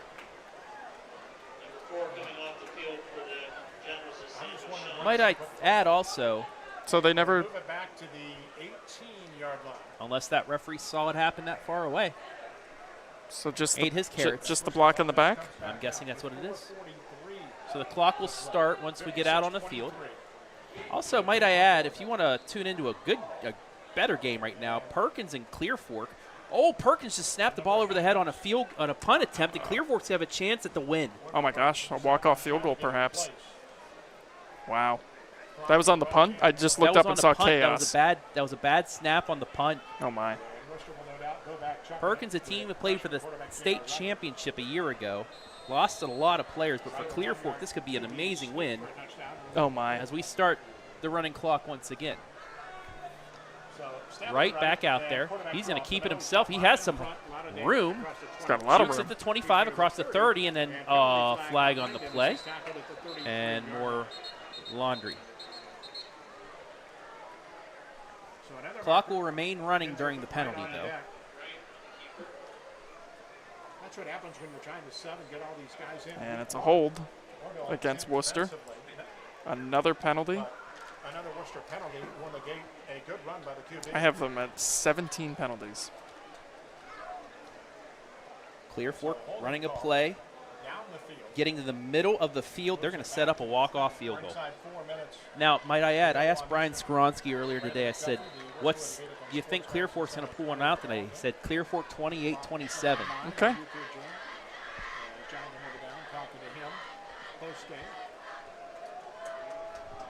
And he's a T-shirt winner. Back here. We always love to get that T-shirt.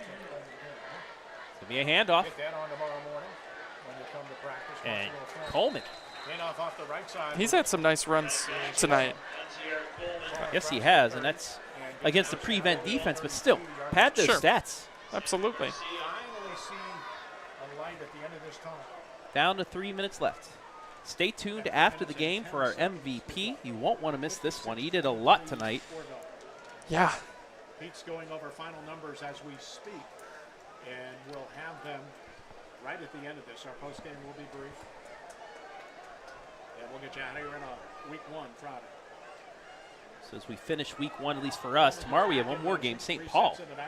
Norwalk St. Paul will be playing. And right, take a snap. We'll handoff, this time met immediately.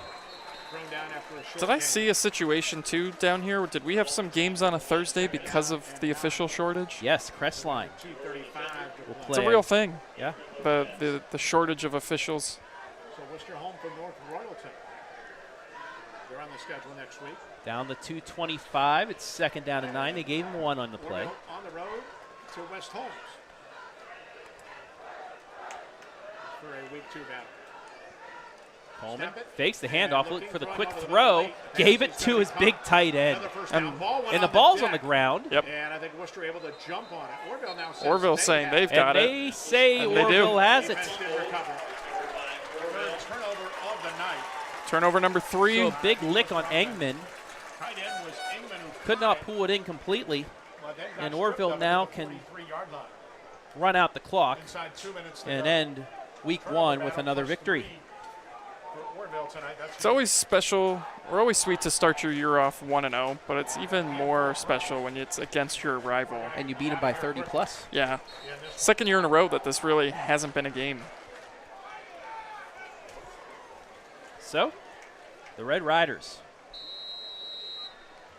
missed the playoffs by 1 spot a year ago. Now remember, it's down to 12 this year. Yep. But a win against a Division II squad. Which, by the way, if Worcester has a decent season, that's a lot of bonus points for you. Thank goodness they've dropped the number of teams that make it in. Yes. I mean, you had some just ridiculous matchups in the first round that were never going to be games. Clear Fork walks off Perkins. The Colts upset the state runners-up from a year ago, 17-14. What a win for Clear Fork. That's big time. Orrville in the best formation of all football, the victory formation. Yes. An efficient night, didn't turn it over, a lot of positives. A lot of penalties, which I'm It's funny. Gonna get into. A 17-14 game finishes at the same time of a 56-23 game.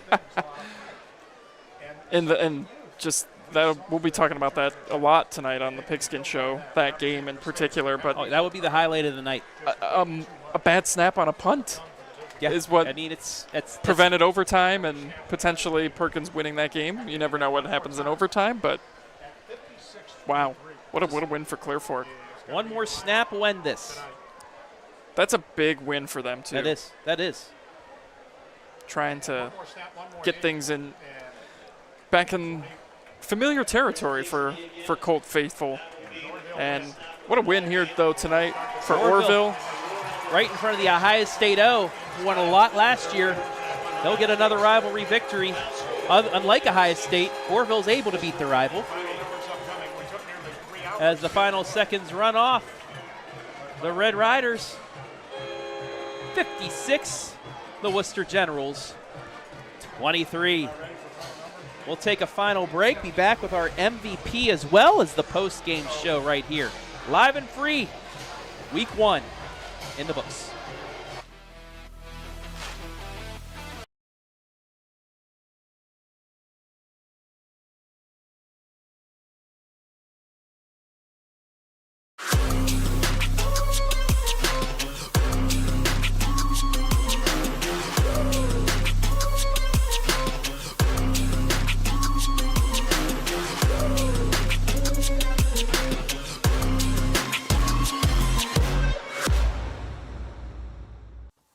Take a look at all the action from Friday night football right here in North Central Ohio with great analysis, highlights, coach interviews, and so much more every single Friday night right here on the OH Report.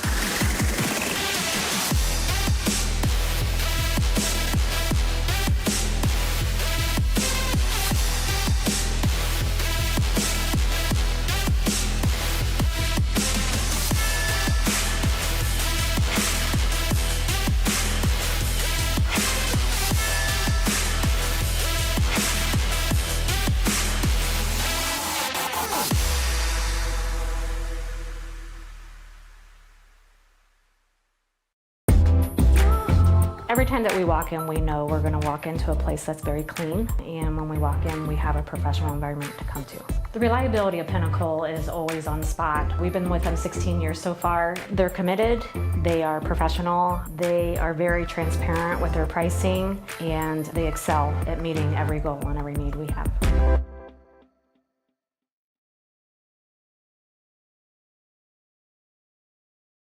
This place means everything to us. This is where we come together. We do all of our birthdays out here. We grill hamburgers and hot dogs. We fish. I was about to give up. I was about to think that the property wasn't going to become mine. Rural First specializes in solving the problems. I made the call, and the rest is history. It was done. It made everything easy. Questions answered, walked me through the process. It was done. When I'm here, just feel peace. That's all it means to me. Peace. At the Killbuck Savings Bank, you can expect great products and service from a fellow Knox County Chamber member.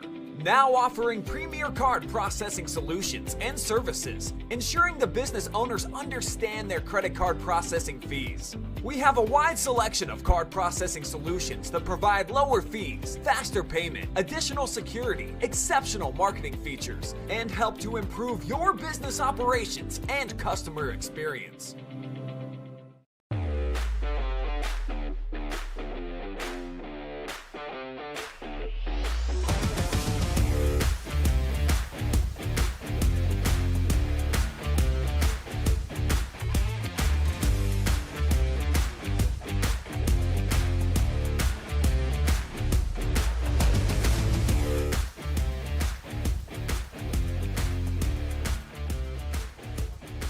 Tonight's rivalry matchup, the 114th edition of Orrville versus Wooster, brought to you live and free on the OH Report thanks to our generous sponsors.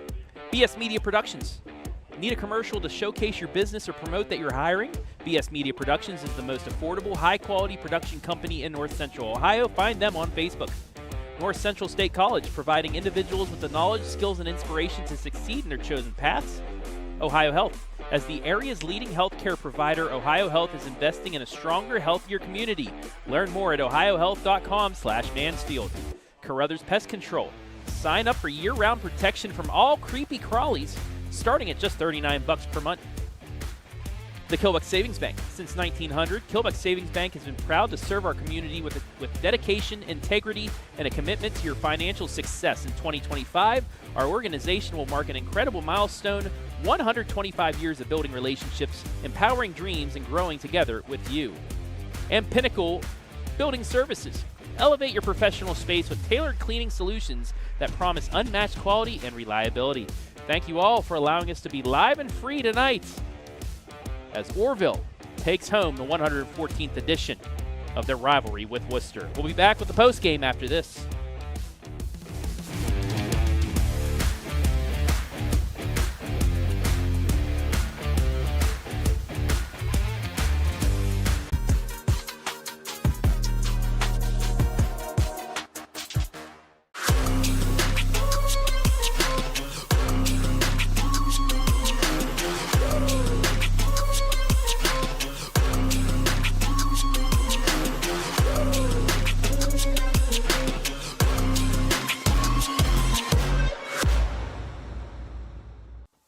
Take a look at all the action from Friday night football right here in North Central Ohio with great analysis, highlights, coach interviews, and so much more every single Friday night right here on the OH Report.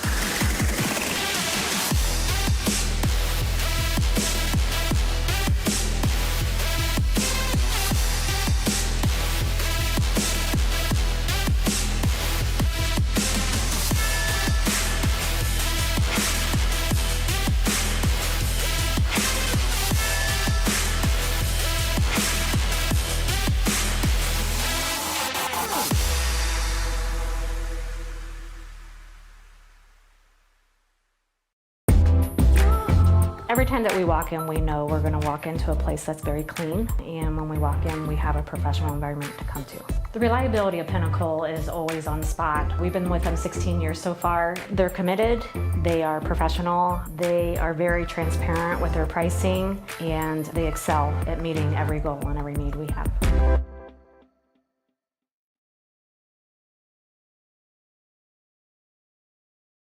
This place means everything to us. This is where we come together. We do all of our birthdays out here. We grill hamburgers and hot dogs. We fish. I was about to give up. I was about to think that the property wasn't going to become mine. Rural First specializes in solving the problems. I made the call, and the rest is history. It was done. It made everything easy. Questions answered, walked me through the process. It was done. When I'm here, just feel peace. That's all it means to me. Peace.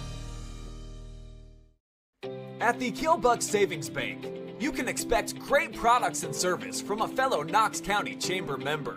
Now offering premier card processing solutions and services, ensuring the business owners understand their credit card processing fees. We have a wide selection of card processing solutions that provide lower fees, faster payment, additional security, exceptional marketing features, and help to improve your business operations and customer experience.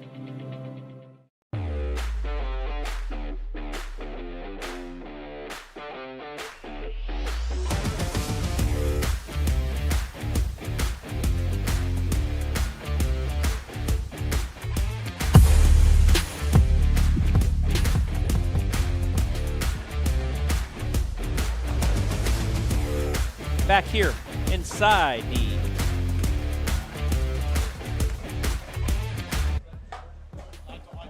post-game show. 56-23 the final. Andy Jardy, Travis Berardi back here as we take a look at the final statistics. And, I mean, what a game for the Red Riders.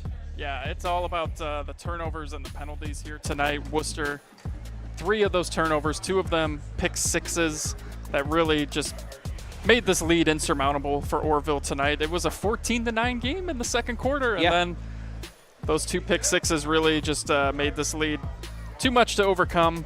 Nice balance out of the Red Riders offensively tonight, too. Hostetler had a great game on the ground.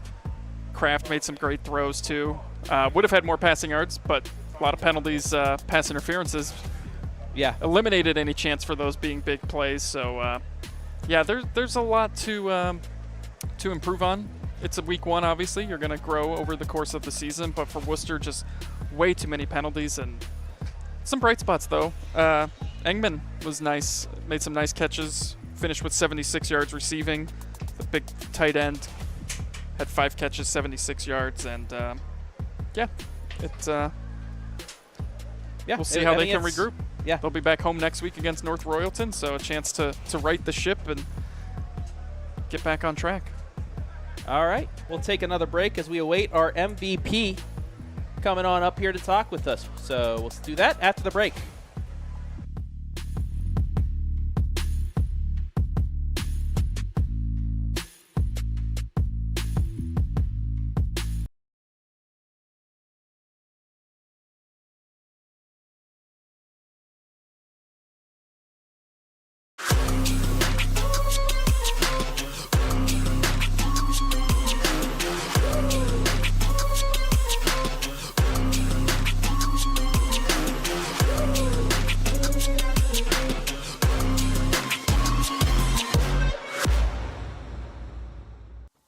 Take a look at all the action from Friday Night Football right here in North Central Ohio with great analysis, highlights, coach interviews, and so much more every single Friday night right here on the OH Report.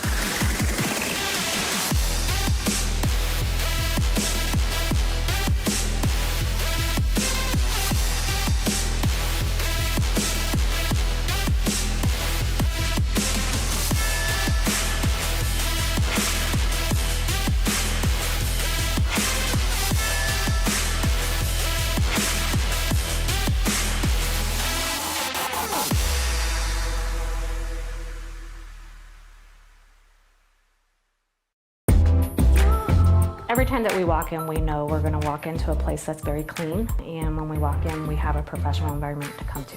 The reliability of Pinnacle is always on the spot. We've been with them 16 years so far. They're committed, they are professional, they are very transparent with their pricing, and they excel at meeting every goal and every need we have.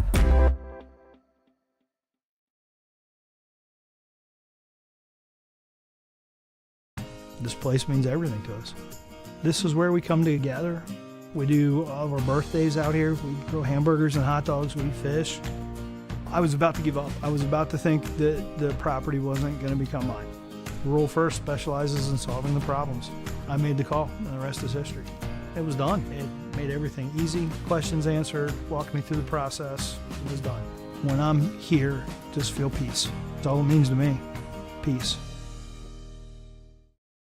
At the Killbuck Savings Bank, you can expect great products and service from a fellow Knox County Chamber member. Now offering premier card processing solutions and services, ensuring the business owners understand their credit card processing fees. We have a wide selection of card processing solutions that provide lower fees, faster payment, additional security, exceptional marketing features, and help to improve your business operations and customer experience.